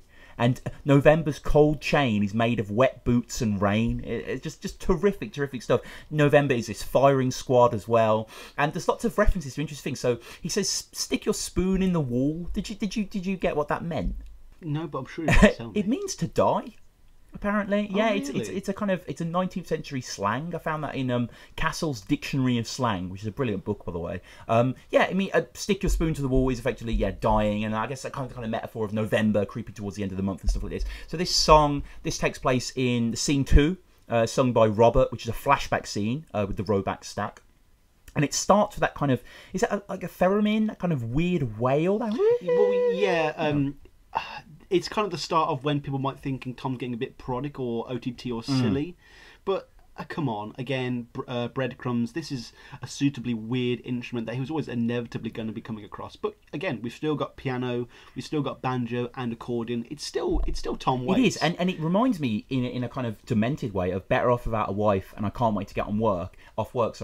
In purely the way we spoke about this in the early albums, the way Waits' voice and piano are one and the same. Like it's not just him singing over some 4/4 chords. Like he has this brilliant way of playing into certain notes and hanging certain angles of chords off and resolving them as he closes lines, and the delivery of November is absolutely terrific. And again, there's another really interesting mention. He mentions With My Hair Slicked Back with Carrie and Shellac, which I wasn't sure as well, and I found this for the Tom Waits library, which go on the Tom Waits library, by the way. Especially, it's the best. It is the best thing ever, especially for Black Rider, because most of our information is off that. But they have like hundreds of reviews of Black Rider, performances all over Europe, and so many photos of Robert Wilson's drawings for the sets. Is it one guy that has done the whole site? No, I think it's kind of collabs, because a lot of it is kind of like, for instance, when we get onto Russian Dance, someone Russian, it's like says from a Russian fan who translated it. So I think there's quite a few people, but.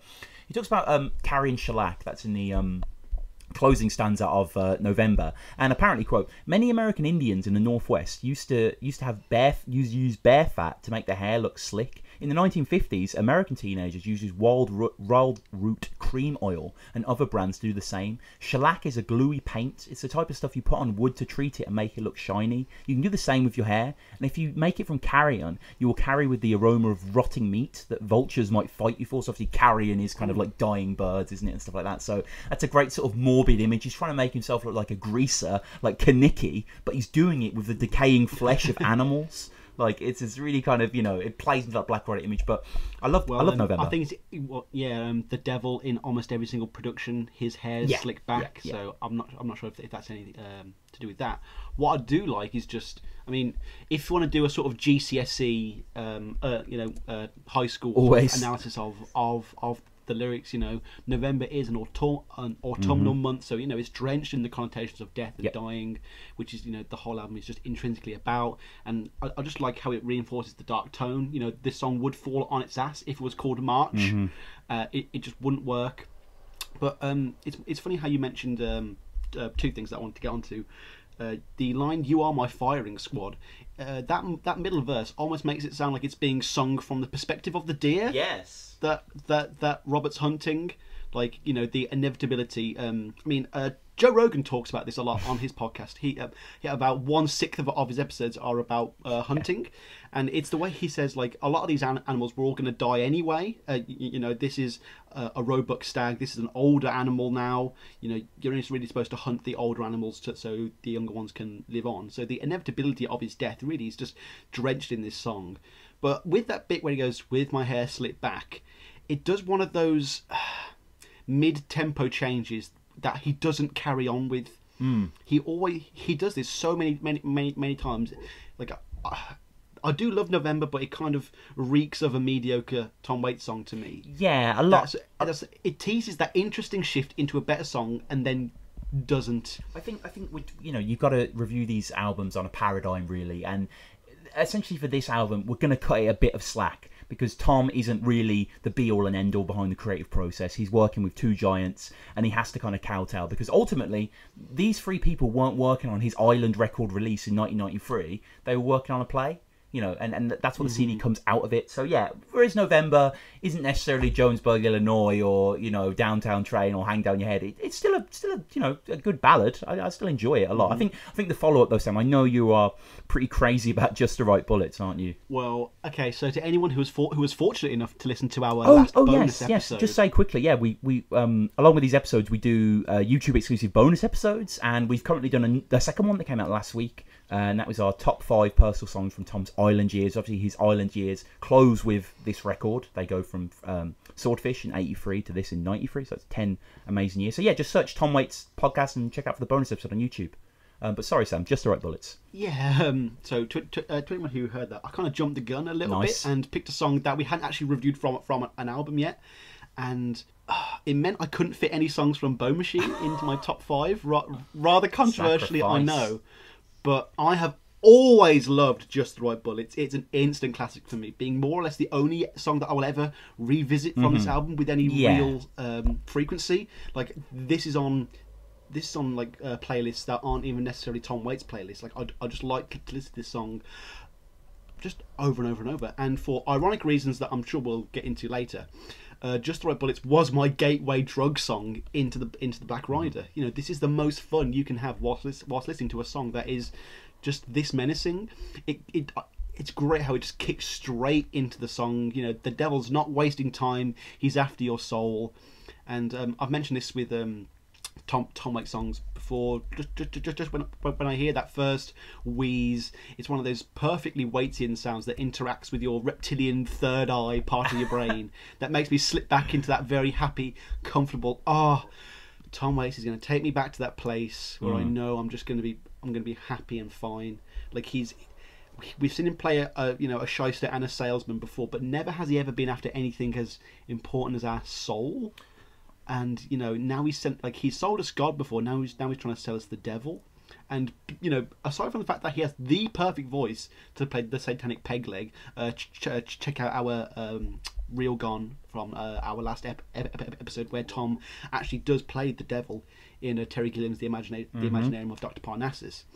But you know, as you said earlier, Waits is a man who's been on both sides of the addiction fence and is perfectly qualified to be a source of temptation to the audience. Like his immediate hold over Wilhelm, the character who is after these silver bullets, is pretty extraordinary. You know, he's just the manipulative language. You know, I shudder at the thought of your poor empty hunter's pouch. You know, he's like, I'm doing you a favour. Yeah. You know, I'm doing, and then it kicks into those breakdowns. Madness again. The flurry of bongos with that sort of jockey full of bourbon, Ennio Morricone style guitar twang from. Is it from Joe Gore? Joe Gore, returns. It does some great work on himself.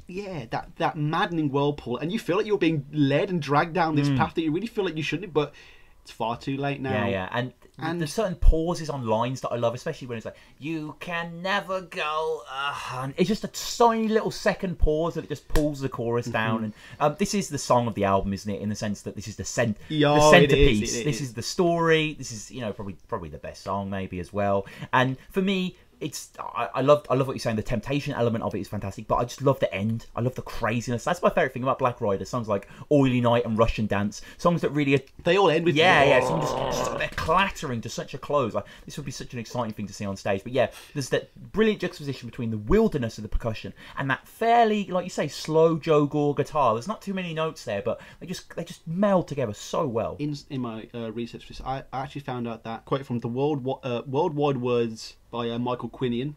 This is just a book on sort of language he did. And he said, Americans used the term silver bullets to refer to some simple and seemingly magical solution to a complicated problem. The earliest I can find of this is clearly a figurative sense in the Chronicle Eye of the Telegram in Ohio, March 1971. It says, drug abuse, as every other major problem, is not given simplistic silver bullet solutions. So it is funny how, you know, the silver bullet is both his metaphorical and literal solution. This is also a very theatrical song. We have Tom back at the piano again, which is nice. Like, you know, a lot of his fans were kind of thinking, has he drifted away from the piano forever? But not only do we have these sort of soft melodic tones of the devil sort of luring you in with that sort of intimidating voice, always keep you at arm's length. He's still kind of made into this false sense of security. And even after the first breakdown, when he says, and I shudder at the thought, the piano gets very distressing and it becomes very hard to listen to. And it's like, oh, come on, Wilhelm, don't take the bullets, man. Don't do it. There's also a lot of great language in this. Did you see the line from Clap Hands that he reuses? What is that line? I think I missed that. Broken glass and rusty nails. Okay. Okay, interesting. Yeah, again, the spoon will have its dish. It's very nursery rhyme inflected. Again, I like how Tom is. He's not being a wuss here. He is putting in what he wants, his ideals, his imagery. It's still very Tom Waits. But as Marianne Faithfull in her, she did an interview with The Guardian in 2004. She notes the line "the tattered clouds," and she says. The Black Rider is the last thing Burroughs wrote, certainly, and the last thing he wrote after The Western Lands, the novel about Egypt, which I love. I know Burroughs worked very well, and he threw a lot of it into the Black Rider. There is a lot of the last words of Dutch Schultz, and some of the imagery from the Black Rider is from The Naked Lunch. The tattered clouds is one of his most famous images, and there are a lot of tattered clouds in the Black Rider. Did you? I didn't know what a bunting was either. It's actually in England. A bunting is a type of decoration. They're birds, aren't they? Something like that, I think. But yeah, they are cone. They have cone-shaped bills and brownish grey plumage.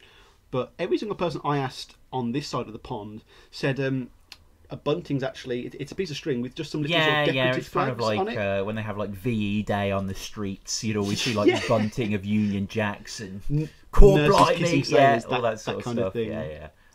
But no, I love this track, and like I say, love the Rampage. But we move on, and then the next 4 songs are kind of, they're like spoken word, instrumentally sort of tracks. You know, The Briar and the Rose, which is 4 songs away, is probably our next song that we get, because ultimately this is a musical, but it's a play as well, and it wouldn't make sense to have every single song to have verse, chorus. You do need to have some instrumentals, and we have. I'd like at least 2 or 3 of them too, and I don't think that this album does. No. So we go on to Black Box theme, which, as you mentioned, the black box is kind of an important symbol and literal thing within Wilson's play.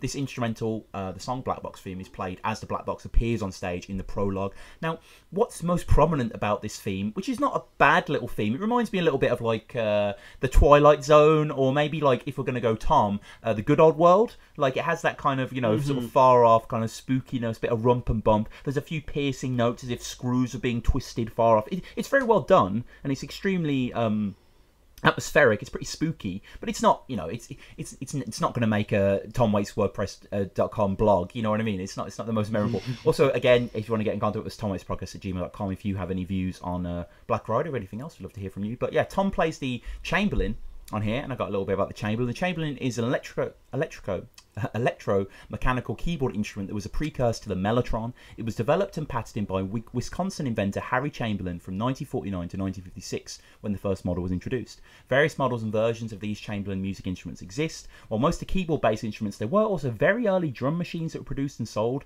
Some of these drum patterns features Harry Chamberlain's son, Richard, on them. So Tom is playing this kind of drum-based piano thing on here, and you can definitely hear that throughout. I mean, Black Box theme, Sam, is this sticking with you? It's not too memorable, is it?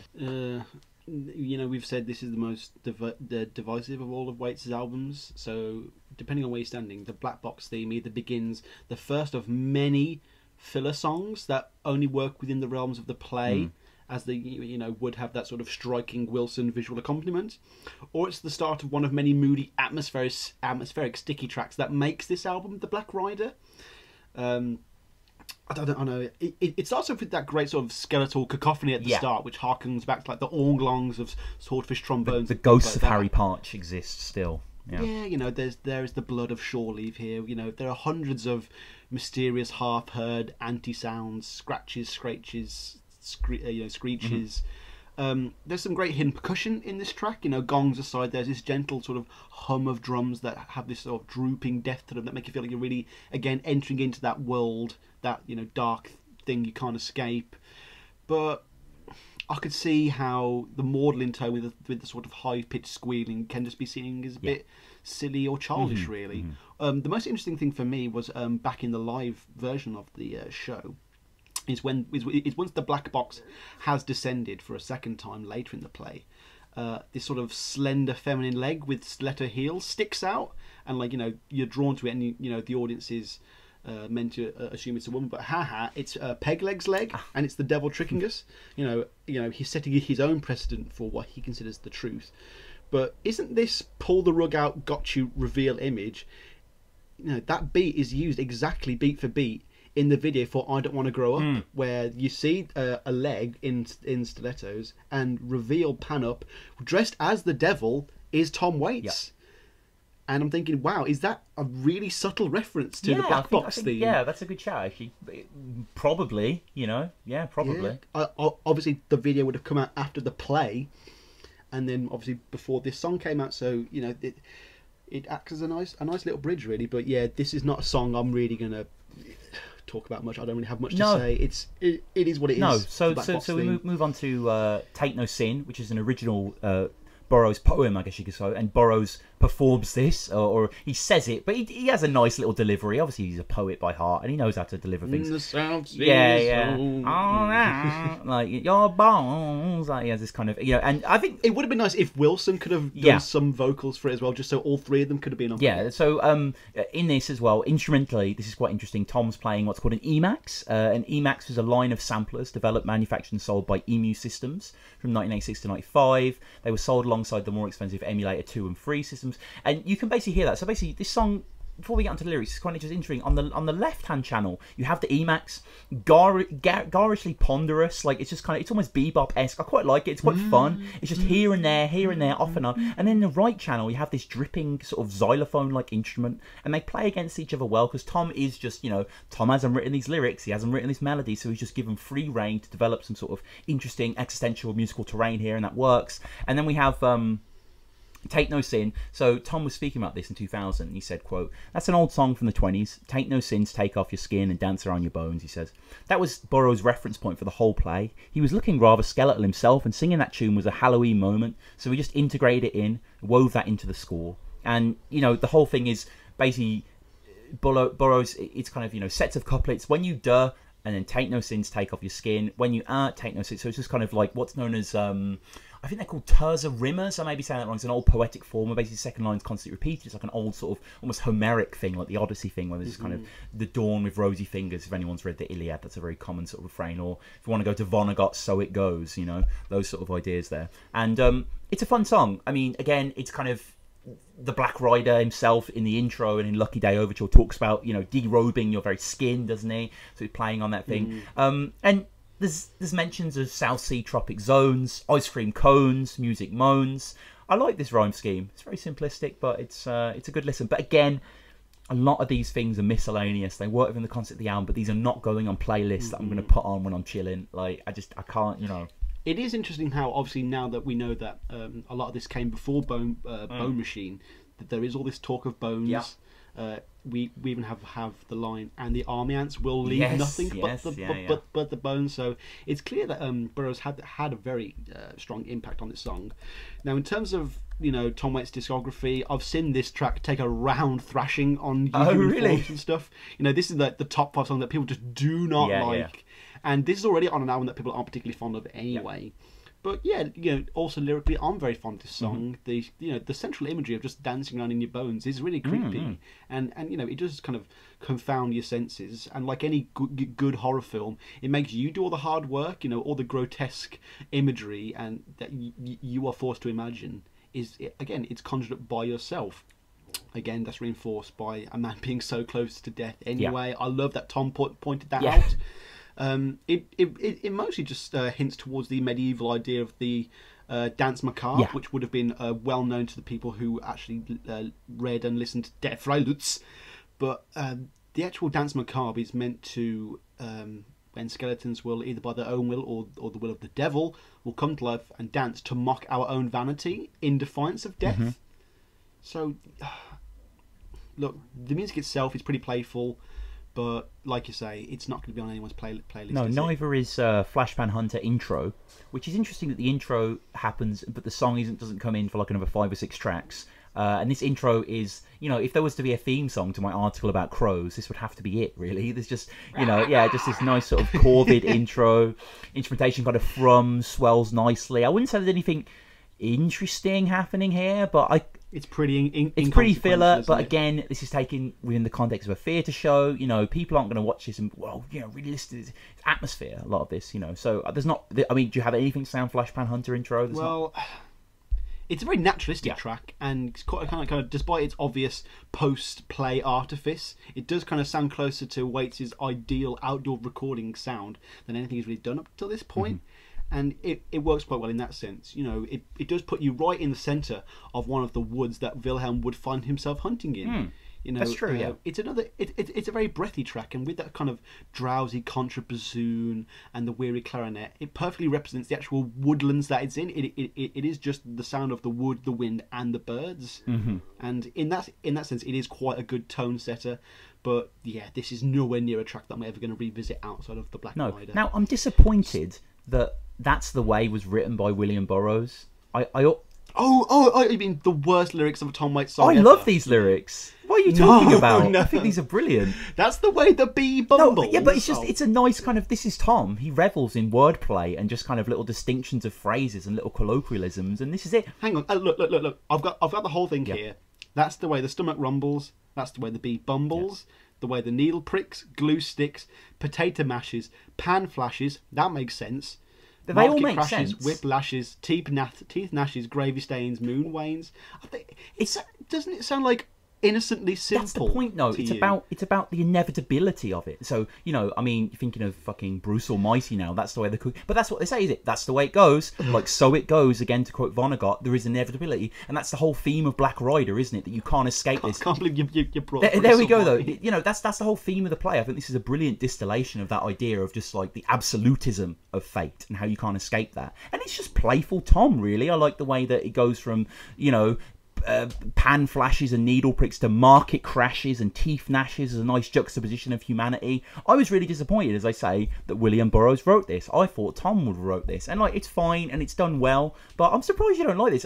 Not only is it thematically coherent, but it's just quite fun. It's just like a nice little kind of, and this takes place in we should say that the original Burroughs take is used in the play, and this takes place in the third scene, which is just prior to Cashin and Wilhelm's love duet. But it's Tom just reveling in these old wives' saying, these old instrumentations. In my notes, I was going to ask you your favourite line, but clearly as you hate them all, we should maybe cite it. It reminded me slightly of another song that I really like off Orphan's Children's Story. Children's Story is great. It's kind of the same thing. So Tom was talking about this in 2004 about the song, and specifically the line, "That's the way the stomach rumbles," and he said, quote, "Burroughs is kind of like a demonic Mark Twain. He's like the real dark heart of America. He comes from the Burroughs adding machine family," which is what I was talking about earlier, actually, the whole Burroughs is kind of, millionaire heritage. And he threw all of that off, the shackles of inheritance, and he struck out on his own. Like they say, when you're in hell, keep going. So at times, he was very much more in the realm of Philip K. Dick in science fiction. Anyway, it was very inspiring, and I was very romantic about all the beats when I was first coming on the scene myself, and that voice. My favourite thing is, and he starts to quote, that's the way the cookie crumbles, that's the way the stomach rumbles, that's the way the needle pricks, that's the way the glue sticks. That stuff really killed me. So me and Tom are in favour of this song, and you're not. I don't know where I would stand on that line. And it's interesting that Tom also, and this is directly from Tom Waits' library. This makes me sound like I'm really, digging deep, but I'm just directly quoting from Tom Waits' library here with this one. About that's the way the moon wanes. Wane obviously meaning decrease in size. And apparently Waits himself had used this line before in Drunk on the Moon. He had said, "Heart flutters and race, the moon's on the wane." Drunk on the Moon being, it's out of Heart Saturday Night. I think it is. It might be on closing time, but I'm pretty sure it's on Heart Saturday Night. I have to double check that. But so yeah, there's nothing in this track that's redeeming for you, Sam. No, well, the one redeeming thing is its pretty seamless transition into the next track. And if I have to sit through this track, it kind of makes it all worth it. Now, I'm just going to preface by saying I'm not the biggest fan of the Briar and the Rose, but I don't know if you get this feeling, especially on this album, but whenever Tom seems to do a ballad, you can't help but associate it being sung between him and Kathleen. Inevitably, and there is this sort of wonderful image in my head that he and Kathleen in Brendan's Glen are doing this duet themselves. But I feel like I'm going to come down on this song a bit harshly, so let's just get all the good stuff out of the way for the sake of balance. It's very earnest and heartfelt for a song on the album like The Black Rider. It's fitting that Waits would give us something a little sweeter to balance out the deluge of darkness we have. And I like the trio of the organ, clarinet, and viola. It's a sound that sort of ironically creates that bittersweet sound where we know the dangerous path that we know these lovers are going to inevitably go down on. The symbolism of the briar and the rose, sort of patchy, prickly, unsightly bush being paired with a rose, is quite saccharine and cute. But it's really nothing we haven't seen before from Waits or any 18-year-old poet in English class. The ballads on this album are always going to have a difficult time, weren't they?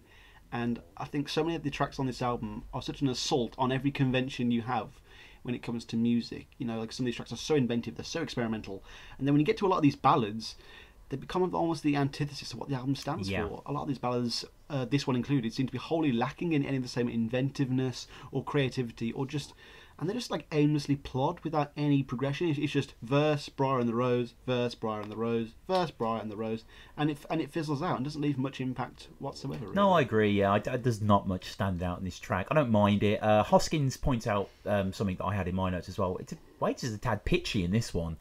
He seems to be missing a lot of the notes. Quite cracked at times, which they keep in there. I understand that. It's a love duet between Katchen and Wilhelm in the context of the musical in scene 3. So maybe, if you were being a full-throated appeal to your lover, you wouldn't be concerned with how you're delivering it. You're just concerned what the message is. But yeah, it just feels a little off. I don't mind the instrumentation. It reminded me slightly of a terrific PlayStation 1 game, Final Fantasy 9, which was set in kind of a throwback medieval world. Absolutely incredible game. And the music is Nobuo Uematsu. Anyone that knows Final Fantasy knows he's a incandescent composer. The music that guy has written just blows me away. Reminds me slightly of that. It's got that kind of like nice kind of like Barockian plod to it. But in terms of a song, this is getting skipped. I know, Tom, that both you and me have actually did a lot of studying in history at schools of the sort of like Russian Soviet era, and I think you'll agree with me that this song evokes and echoes so accurately everything about what that culture represents. It's got that great grand Eastern feeling to it. This is something Lennon would have happily twiddled his beard toward,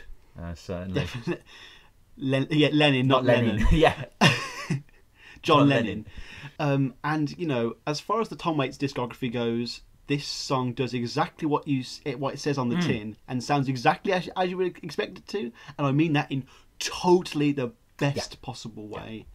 Like it makes great use of the Tom Waits opposite theory. Like things that are sung nicely that are bad, or bad things that are sung nicely.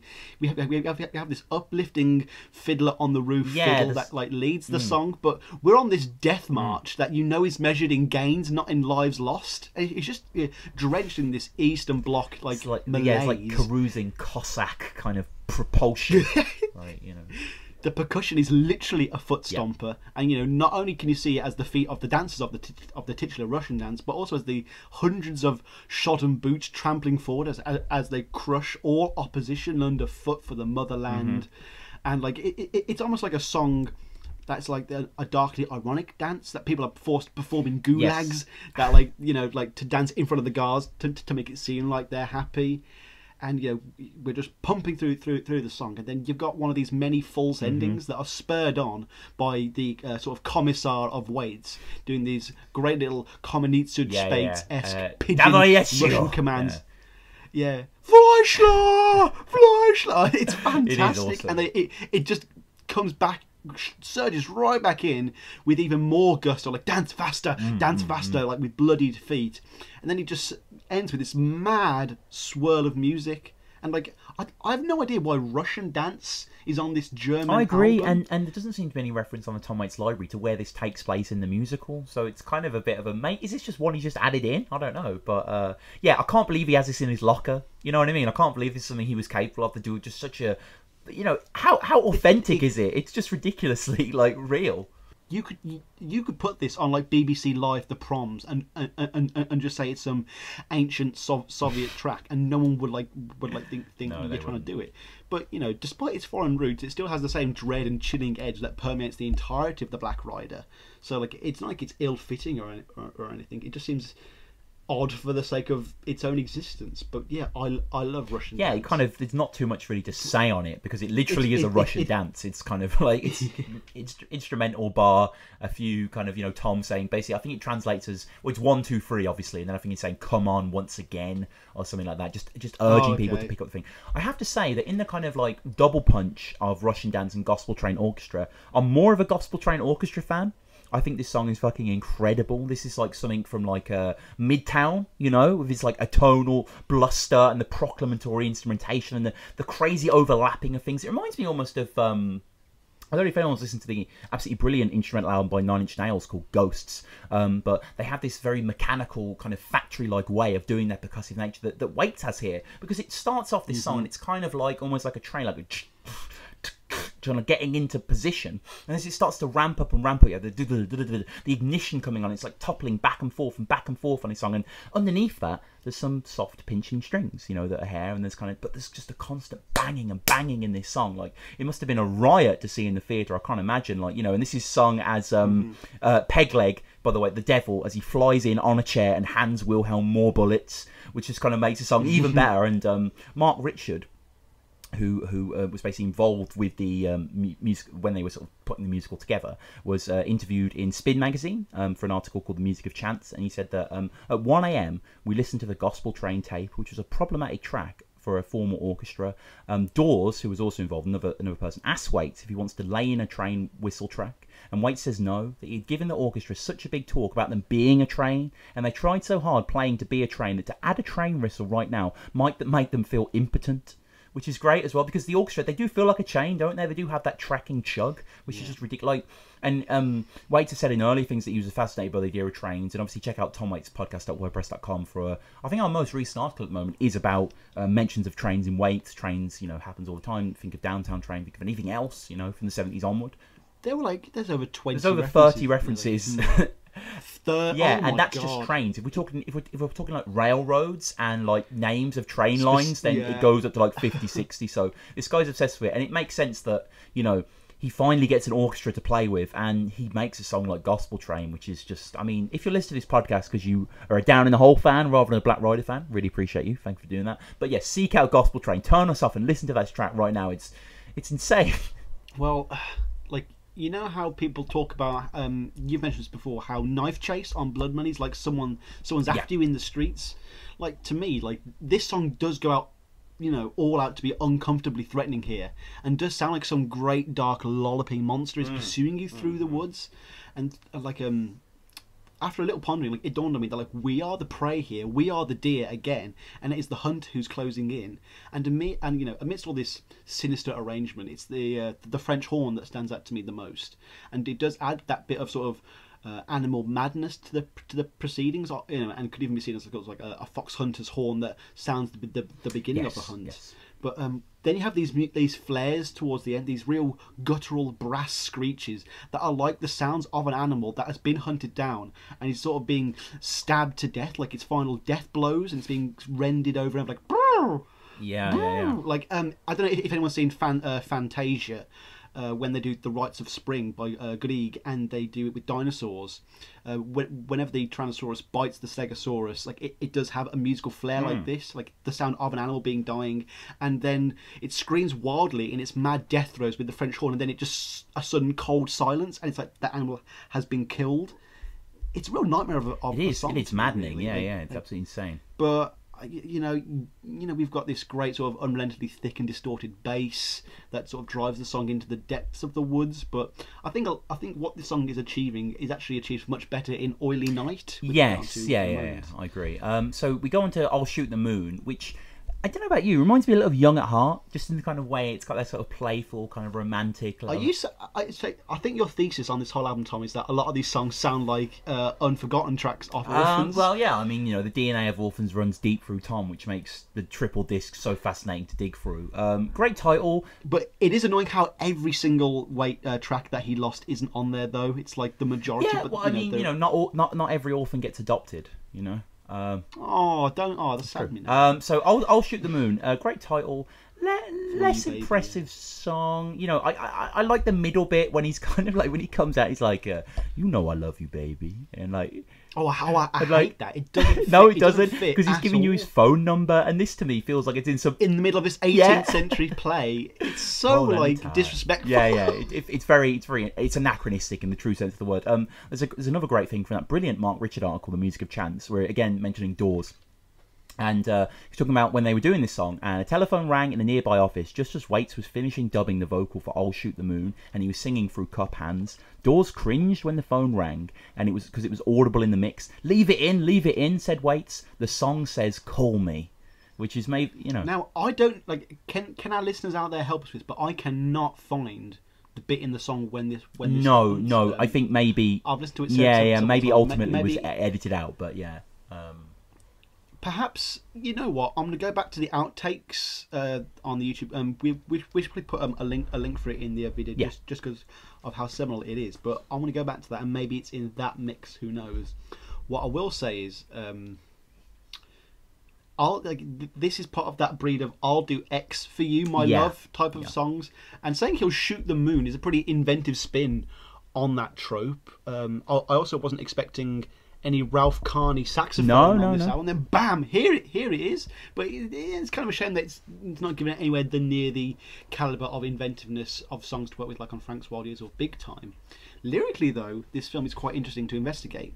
You know, upon first glance, it seems to be a pretty sweet, sincere love song. But as you listen to the song, you slowly start to realise that despite all of the promises the singer is giving to his bonny lass, it seems like they're all far too late and for nothing. Like, he'll be the pennies on her eyes, a vulture circles overhead. He's making a nest out of her hair. But, like, sorry to say, Wilhelm, but I think she's dead. I want to kiss you and never be there. Yeah, now, is this mocking his beloved, or are these promises that, you know, no matter how small or pointless, are things that he feel like he can do? Like, they are the only things he can do for her now that she's dead?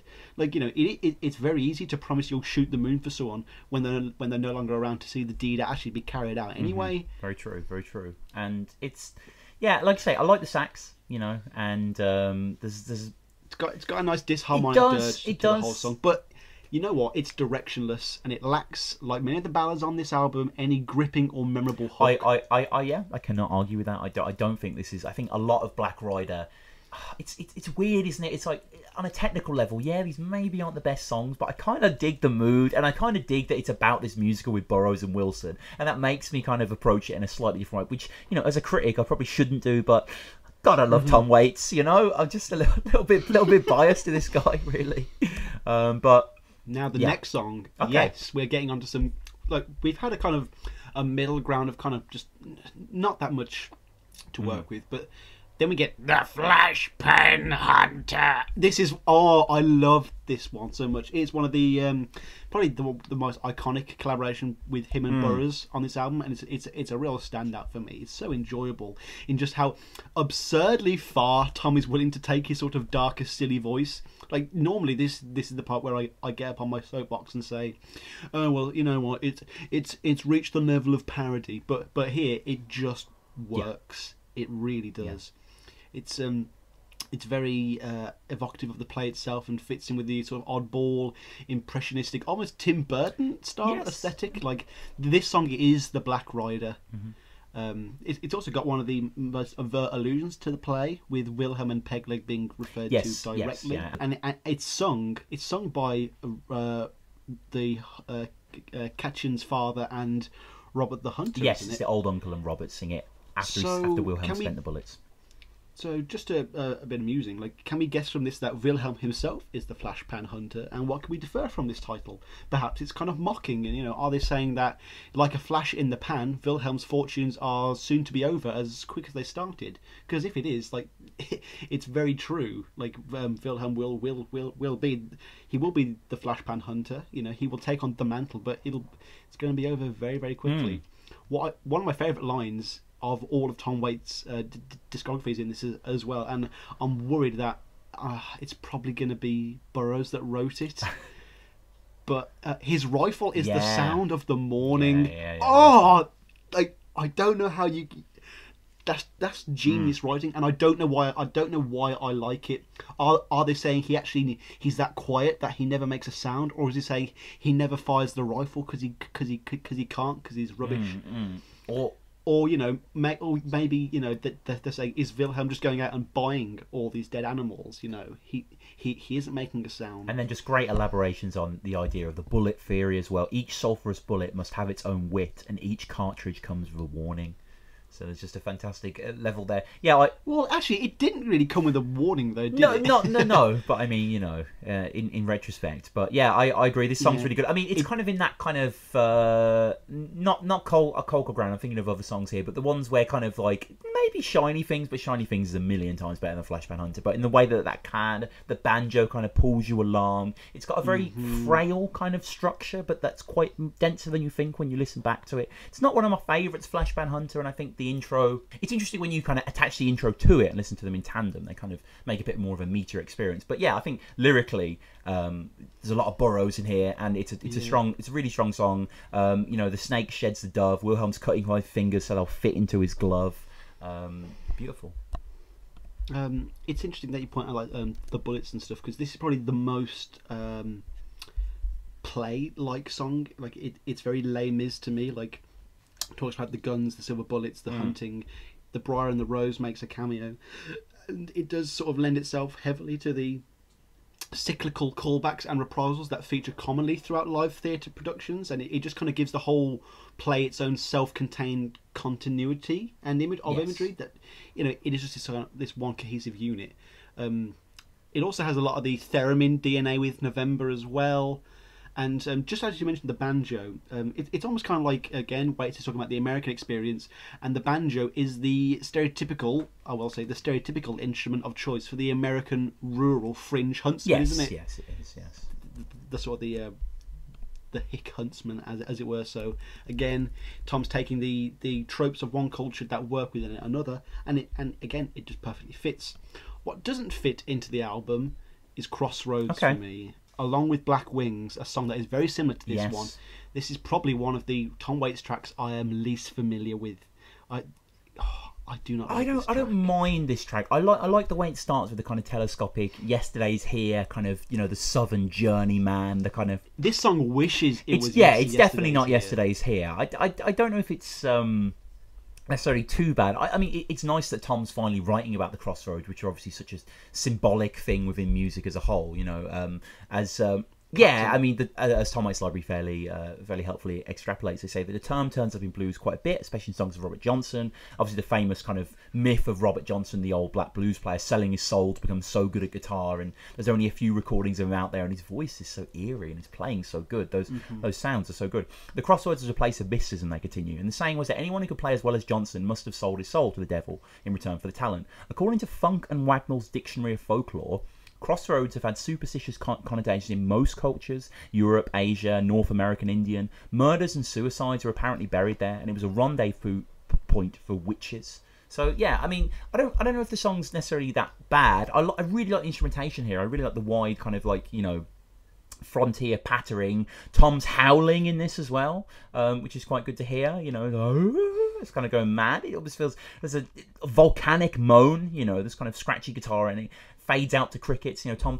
Interesting to hear Tom say marijuana and heroin as well. We never really heard him say those words explicitly. He normally just kind of alludes to drug use rather than just saying it out there. But in terms of a piece, it's not something that's going to be revisited too eagerly by me. Like a lot of Black Rider, you know, this is more of a lot of this is a bit more consequential. Yeah, so again, there's not, you know, not too much to say on this track. Again, it's kind of a shame really, because I'm really looking forward to getting into, I mean, we kind of mentioned this off air, that Black Rider, it's not an obstacle, but it's like all the albums that come after Black Rider, we have so much to say, because I literally love them all. Like, you know, Blood Money, Alice, you know, All the Orphans and Bad As Me. It's just going to be so much fun.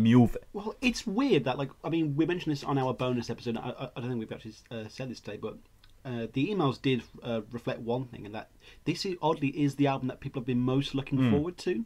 Like when we started this, like fucking over 6 months ago now, and we were doing closing time, I would have said, oh, people are most going to be looking forward to Rain Dogs, Mules, and maybe something off the wall, like maybe Alice, like you know, they'll really want to hear what we say about Alice. But no, Black Rider by far is the one that people are most looking forward to, and it is because there are songs on it like Crossroads that are just so divisive and so weird. Like, yeah, this is the spoken word track of the album. Tom always puts in a nice little spoken word track, and it's great that he does it with Burroughs, because that's a nice blend for them to sort of meet on one song. I think maybe you have a little bit of ambivalence to this song, but the song, one of the reasons I really like it is because it's very blatant. It definitely sets you up in the musical, and you know where you are. So he says in the second verse, you see, some bullets are special for a certain target, a certain single target, a certain stag, or a certain person, and no matter where you aim, that's where the bullets will end up. And in the moment of aiming, the gun turns into a dowser's wand and points where the bullet wants to go. Now, I did not know what a dowser was, so I had a little look up there. And a dowser is a very Tom Waits thing, actually. It's a person who uses a divining rod to search for underground water or minerals. So I love that idea of the gun just becoming this wand on the moment of shooting. Like, you know, there's some great imagery in Crossroads, but I can understand why you would be less interested. But Look, I like the very Temptation-esque howl, which it seems more than appropriate, because, you know, the same things run out, but he just does it in this whole detached routine, again, the sort of Blackwing style, a style that he could perform in his sleep by this point, and that's the problem, because probably more so than any other track on this album, I really feel like we're retreading ground here, especially with just the themes and the lyrics as well. We don't actually learn anything new that we didn't know before this song, and yes, for an audience in a play to kind of have these themes and plot points driven into them, especially when they don't have Wikipedia to help them like we do, it just seems a bit too much, really. So we're going to Gospel Train, which obviously we've kind of, similar to Night on Earth, where there's kind of songs that have themes and moods and kind of smatterings of each other. We have a sort of similar reprisal here, because obviously you have Gospel Train Orchestra before, and this is just Gospel Train. One of the longest songs on the album. Lyrically quite interesting. Lyrically much more about Pegleg, less about the actual narrative of the plot, more sort of ideas here. Trusting in the Lord. I love how Tom comes barreling out of this track with constant effects, you know, this train, kind of like that long, like almost, you know, like a passing train going past you, the blast of sound and then into nothing. I dig this song. It's probably the most literal Runaway Train track on this album. It's just got these high-pitched pips that carried the melody just in their sort of stark abrasiveness, you know, the sort of this like demonic loop pedal that just keeps the train on the tracks with this darkly upbeat tune. Barney Hoskins describes it as way down in the hole if it had been arranged by Hieronymus Bosch, which I think is a fantastic way to describe it. You know, this Waitsian gospel character has been done to death, and it's nice to see him pop up again as the source of salvation on such a satanic record. But like, do we want to get aboard the Gospel Train? It sounds a bit too sinister to really you know, get a ticket for, really. I mean, is this Waits telling us that salvation is also a dangerous path? Or is this whole song another trick conjured up by Pegleg to ensnare us once again? This might not be the Gospel Train. Like, Waits' last few songs has sort of sullied my entire trust of any religious figures. Like, it's shot. One thing I've got a nice little bit to end this one on, but what I will say is this song definitely takes too long to get to the chorus. I'm not saying I don't enjoy the ride, but it is long. It is what is it, like 4 minutes 30, 4 minutes 50? Yeah, and it's a little I like the end of it most. Yeah, I agree. When the train kind of harmonises with itself and the different layers of the song are clambering on top, and almost, you know, it becomes like a train again. The kind of kind of running in and out, and almost at the end you hear like a pig snout, you know, and like a horn ripping up and a snarling. I love the animalistic sounds here. The kind of the you know, the cannibalistic, you know, merciless nature of it. It's brilliant, but. Yeah, this is I maybe prefer the orchestra version just for the inventiveness, but this isn't bad. This isn't bad, yeah. No, the poopy poo is what saves it for me. But in doing the research for this, I actually came across a link on YouTube, which is about a little 2-minute clip of the recording of the Black Rider demo tapes. Yes. And it's just like, it must be from his own home setup, and it's just him alone, and it's fucking phenomenal. Like he's just silently there with his hands over the two earphones, and from nowhere he just goes out all out and begins manically howling like he actually is insane, and then just sort of calmly jumps straight into the lyrics of Gospel Train. It's really great just to see how he, like for all these sort of cacophonous elements to come together and create this real wall of gloomy sound. There does have to be these moments where Tom is just there going, "Ah!" Like, it's great just to see him just going mad and having a lot of fun. Do you want to? Okay, how long are we going to spend talking about Interlude? Like 30 seconds? Yeah, I mean, Interlude is again feels more of a theatre piece, a musical cue, as a lot of these smaller numbers do. It makes sense on the stage rather than on a CD. Into scene transition. We'll go straight into Oily Night, which I love. I think Oily Night. Actually, what I will say about Interlude is that it does kind of seem like it's just to allow Greg Cohen to have a song solely accredited to him on a Tom Waits album. Yeah, I'm sure that's the reason. Yeah, Oily Night is again the second longest track, and there's not really much happening here, but it works really well. We just kind of have the building kind of like, and then the Oily Night. You know, the idea of an oily night. It's just, you know, an oily night is not just a dark night, it's a slippery night. It's a night where you can't get your footing. You don't know what's going on. You don't know where you are. You know, and this song keeps coming up and building. There's a constant set of fret. There's a constant hit. There's a hit. There's that low in the throat sound that Tom's kind of played on Black Rider and Comedy Issue Spate. And again, it's like a train. It's got that that kind of movement there, and like an oil night, like a night. Obviously, day has to break and oil has to dry, and eventually it comes apart and it kind of wraps up nice at the end. But those mid minutes, those second and third minutes, it's just chaos. I think it's awesome, and in the actual Black Rider itself, this takes place, it's Waits' take that is used, and it takes place in scene 10 as Wilhelm is at the crossroads, quite fittingly. It makes me wonder what it'd be like if Tom scored the soundtrack of our horror film instead. Like, it'd be great to hear a whole album of just just terrible, twisted directions such as this. Like, Tom is totally uninhibited by sort of normal things, like worrying about what the listener will think. I really do feel like he's really letting his hair down. It has a real sort of savage abandon to it. Like, it almost has this tribalistic, shamanic tone. Like, yes. Like some evil spirit is being conjured or summoned.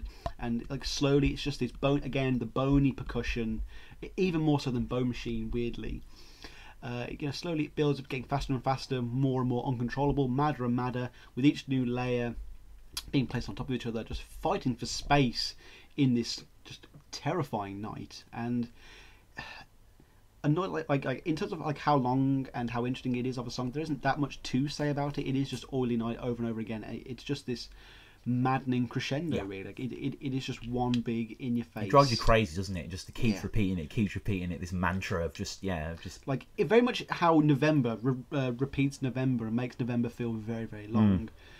This night feels very, very long as well. It's just oily night. Like, it just seemed to go on forever, and that must be how it felt for Wilhelm as well. I'm sure things won't get better for Wilhelm in the next song either. This is basically at the point when Wilhelm has just he's being led into an insane asylum for the rest of his life, having just shot his beloved wife in the head with Pegleg's last silver bullet. Like, I think I said he fired it upwards, but you are correct. He does fire it at a wooden dove, was it? And it's kind of darkly comic how uplifting this song makes you feel. You know, you've got Ralph Carney's bold and triumphant brass at the singer's back, and he's resoundingly clear that he will be back some lucky day. And if you don't know the play, then that's all you're going to get. But you know that he's not coming back, and it's again the standard Waits in juxtaposition. You feel the irony. Like, we know that despite how madly certain he is of his convictions, we know he's not coming back. What I will say is, I do want the Black Rider to be a film, and I'd like it to have a couple of more Tom Waits songs in it. And I think this would be a great little moment, for We're All Mad Here from Alice to play. I think that it's a little on the nose. I think I kind of like the abstraction of Lucky Day with him going to an asylum. It's he's in an asylum. We're all mad here. It's a little blunt, perhaps. I do kind of like how mad it is. Like, he does allow himself. Oh, he goes crazy, doesn't he? Yeah, his vocals. He does get like distracted. Kind of beats. It's also like I love the nostalgic memories of his teacher that are so personable and specific. And then there's the so specifically petty things when he remembers beating Johnny O'Toole at pool. Yes. Like, he's so easily able to go off on tangents. Is it showing how he's not trying to address what's going to happen to him, or is it just his fractured state of mind at this point in the play? It reminds me of two Waits songs, and one less so if you know the musical. But if you just encounter this song, as I encountered this song before I got to music, it reminded me a lot of Ruby's Arms, in the sense where this person is leaving, but you're not quite sure why, and they're not giving you an explanation. Obviously, you do know why if you watch the musical, but that just adds to it. But also, you were talking about the Miss Kelsey and Johnny O'Toole, Sight for Sore Eyes, where Waits would just kind of catalogue all these people who are doing whatever, and Nash is in a crash and all that sort of stuff, and I'll still beat you and all that sort of stuff. It's a great song, and he lets the melody do the work, and it really does work. I think this is one of the best singing songs on the album. Tom's giving everything. He's maybe been a little restrained. I think, think of Crossroads, or think of even November. He's not really giving it his all like he gave in Falling Down or kind of later Frank's era. But I love this. I think the melody is unique and throaty. There's a great transmogrification of what luck is. Like, it's not going to be a lucky day when he gets back. There is no luck here. Like you say, he's completely misunderstood the concept, and there is no luck. That's the way it happens. That's the way the pan flashes. That's the way the cookie crumbles. He's stuck. he's not getting out, you know, and the juxtaposition between those certitudes and between that sense of escape is rich. And, you know, Don't Cry for Me, he's convinced that he's going to be back some lucky day, and you know, we know that he never will. Whilst it is one of those Black Rider songs that I'm never actually going to go looking for, it's not a bad one. When we said there are songs that work within the album, this is the better of them. I like this. I like Lucky Day quite a bit. You know, the Tom Waits library was grasping at things to say about this song, though, because like when you scroll down, like they will just put little sources in, like, you know, number one, and they'll be like, oh, you know, this is referring to this is referring to that. And for this one, it had descriptions in the trivia for the phrases "feeling blue" and "Bonnie Lass," and I'm pretty sure anyone over the age of 18 knows what "feeling blue." Feeling blue, come on. Yeah, I mean, whatever, you know, you got to put something there. But we'll move. Last Rose of Summer. Summer. Last Rose of Summer, Sam. Another real blind spot for me in terms of my history with Tom Waits. You know, it does link in nicely with the Briar and the Rose. You know, his wife is dead. She was the last Rose of Summer. It's now gone. And it does allow the album to end on kind of like a nice tragic note, highlighting all the love lost. It's quite short. It's quite simple. It comes and goes. Again, quite inconsequential for me, really. Yeah, it's quite meta as well. He's talking about him singing this song in his garden. The garden knows what is wrong as well. The sense that he has essentially gone against nature. And, you know, we have mention of November early on as well. So this kind of like this idea of seasonal passing, you know, months stuff like that. But I agree, yeah, it's not... maybe Lucky Day makes more sense as a closer as the kind of main character's led off stage. I quite like the reverse delay here. There's an enjoyable kind of patter between the melody and Waits. He rises and the song comes up with him. The Last Rose, say mention of Briar the Rose, and yeah, this is the song that's sung by the devil in the final scene as he disappears into the black box. Yeah, it's like, you know, this was my tale, and this was the consequences of it, really. And then we just have Carnival at the end, which is an instrumental that apparently is played through the entire play. It's played in scene 2 as young Kuno is rewarded the black box, and scene 4 as Wilhelm tries the magic bullets, amongst other things. And it does feel like a closing credits, doesn't it? A sort of it's quite manic. It's a stonewall clatter of aggression and strife. And it could have ended big time. It could have, yeah. It's quite short, you know, it's a minute and 16. It doesn't really do much with its stay, but it wraps up one of Waits' most unusual and compelling entries. That was Black Rider. Yeah, you know, just to quickly close on Carnival, I do feel like the song is over before it can get going. Yeah, that's true. And, you know, this isn't Rain Dogs, where... Say that again. Where the glut of songs is kind of like a joy. Here it's like, oh... Thank God it's over. but we know that Tom was never going to end a deep down the rabbit hole tale like this and just end it on such a calm and soft moment. No. Like we kick right back into another runaway train breakdown, and it's just, you know, a demonic circus procession through the streets, really. Like, you know, from the video for In the Neighborhood, it does kind of sound like that's what would have been played by those people. Mm-hmm. And, you know, look, here's what went down. Burroughs and Wilson say, Tom, could you possibly write a demonic song that's about a carnival? Oh, come on. Like, ever since, you know, this is like Jim Jarmusch asking Tom to write a song about New York or Los Angeles. Yeah. You know, ever since Circus Girl, we've had, and Frank's wild years, Tom's been able to churn out carnival tracks out of his ass, really. And this is also a nice little time just to mention that Tom has officially entered his train whistle era, and he knows where to put them perfectly, and uses it probably to his best on his last album for Chicago. He does. So we'll wrap it up as we always do. Sam, what is your first? What is your least favourite track on the Black Rider? My least favourite track on the album.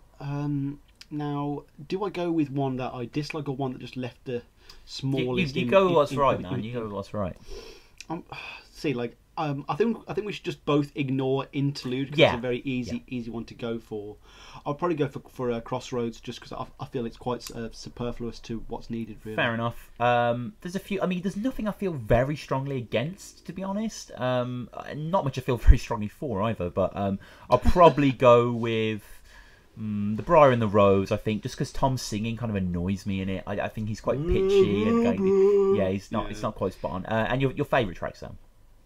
No points for guessing this one, but it's going to be Just the Right Bullets for all the reasons amazing song on this episode and on the last bonus episode. Please check that out on please YouTube. Do. I would have picked that as well, but seeing as I can't, I'll go with Oily Night.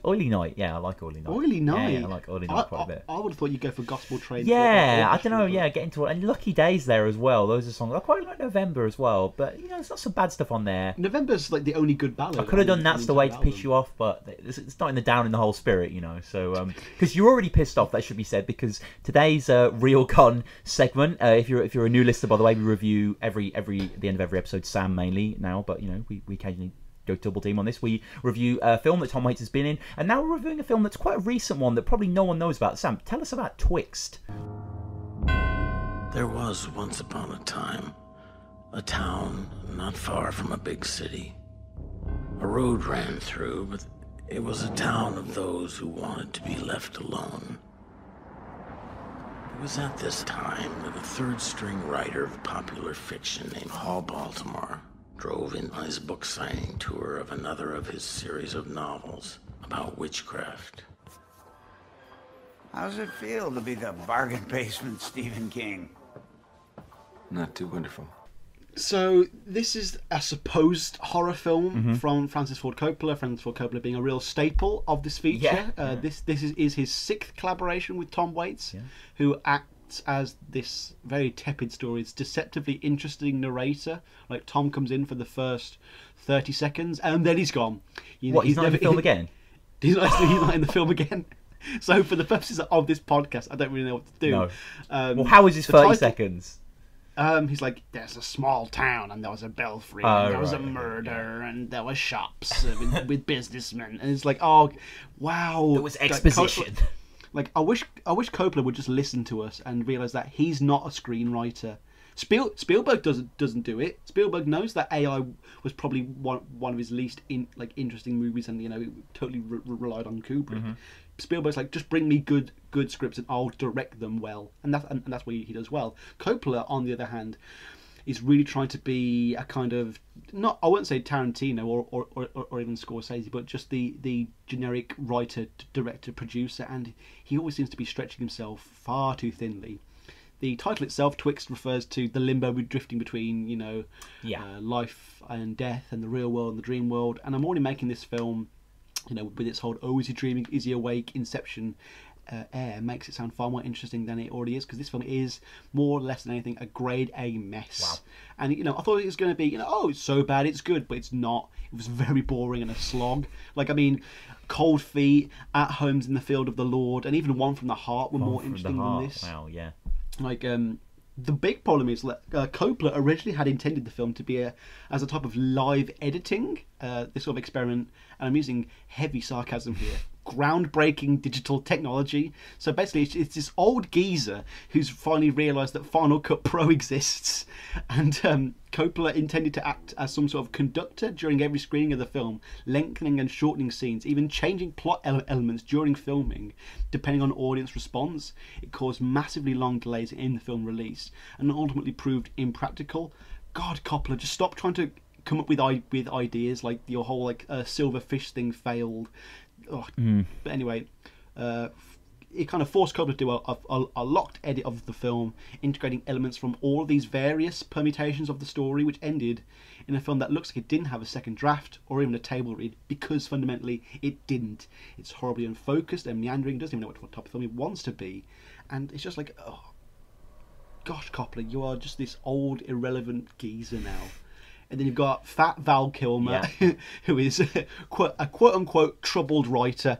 And we know this as audience members because he carries a bottle around, pours some on Edgar Allan Poe's house, pours one out for his homie.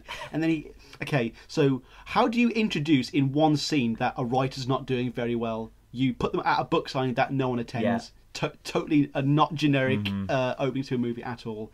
And then whilst in this small town, amidst some terribly shocked Skype conversations with his wife, Val Kilmer's character called Baltimore gets enthralled and entranced by this murder mystery where there's this body with a stake through its heart, but we can't see who's under the face. So we can't see who's under the cloth, but we know it's Elle Fanning.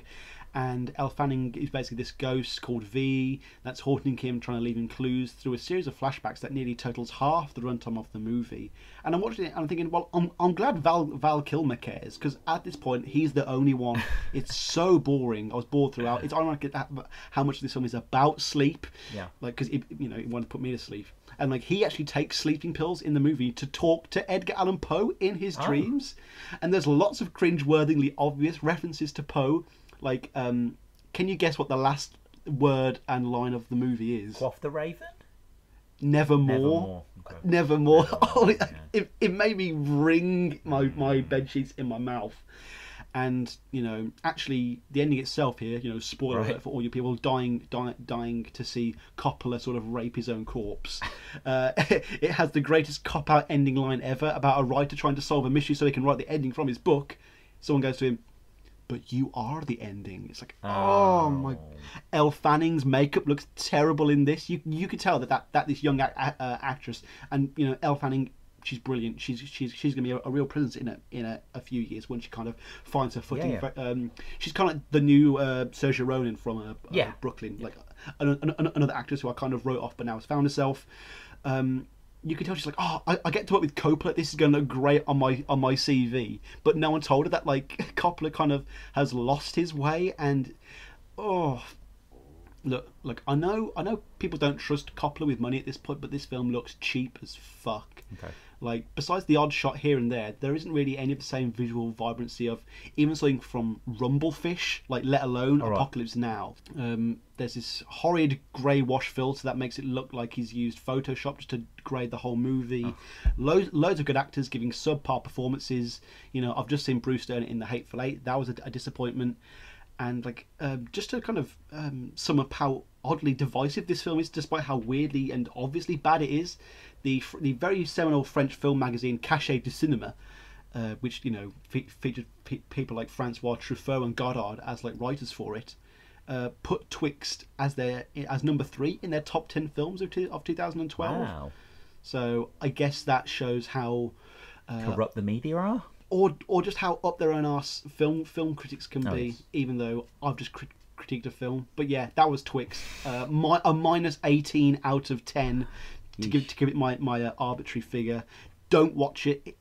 You know how there are films that it's like, yeah, go watch Alice Doesn't Live Here Anymore to be a sort of Scorsese completist, because there will be these flares of genius that you will see later. Do not go see Twixt. It is just seeing Coppola trash his legacy. Okay. But yeah. Well, thankfully, next week or next episode, we're on Mule Variations, which is huge. I mean, one of the Waits' all-time greatest, so we can probably get the bad taste, not necessarily the bad taste of Black Rider, but certainly the bad taste of Twixt out of Sam's mouth. As ever, thank you so much for listening, guys. Please get in contact with us, TomWaitsPodcast@gmail.com.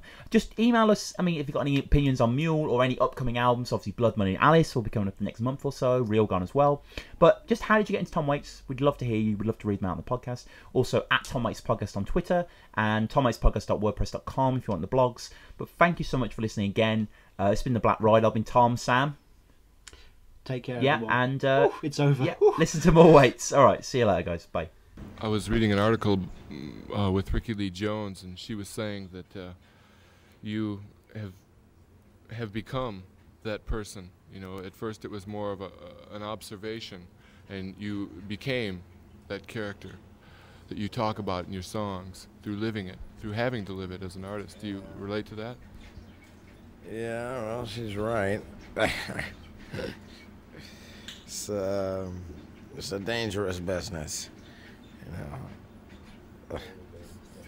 It's I don't know. It's like I was saying before. It's kind of like a photographer going to a wedding and ending up married.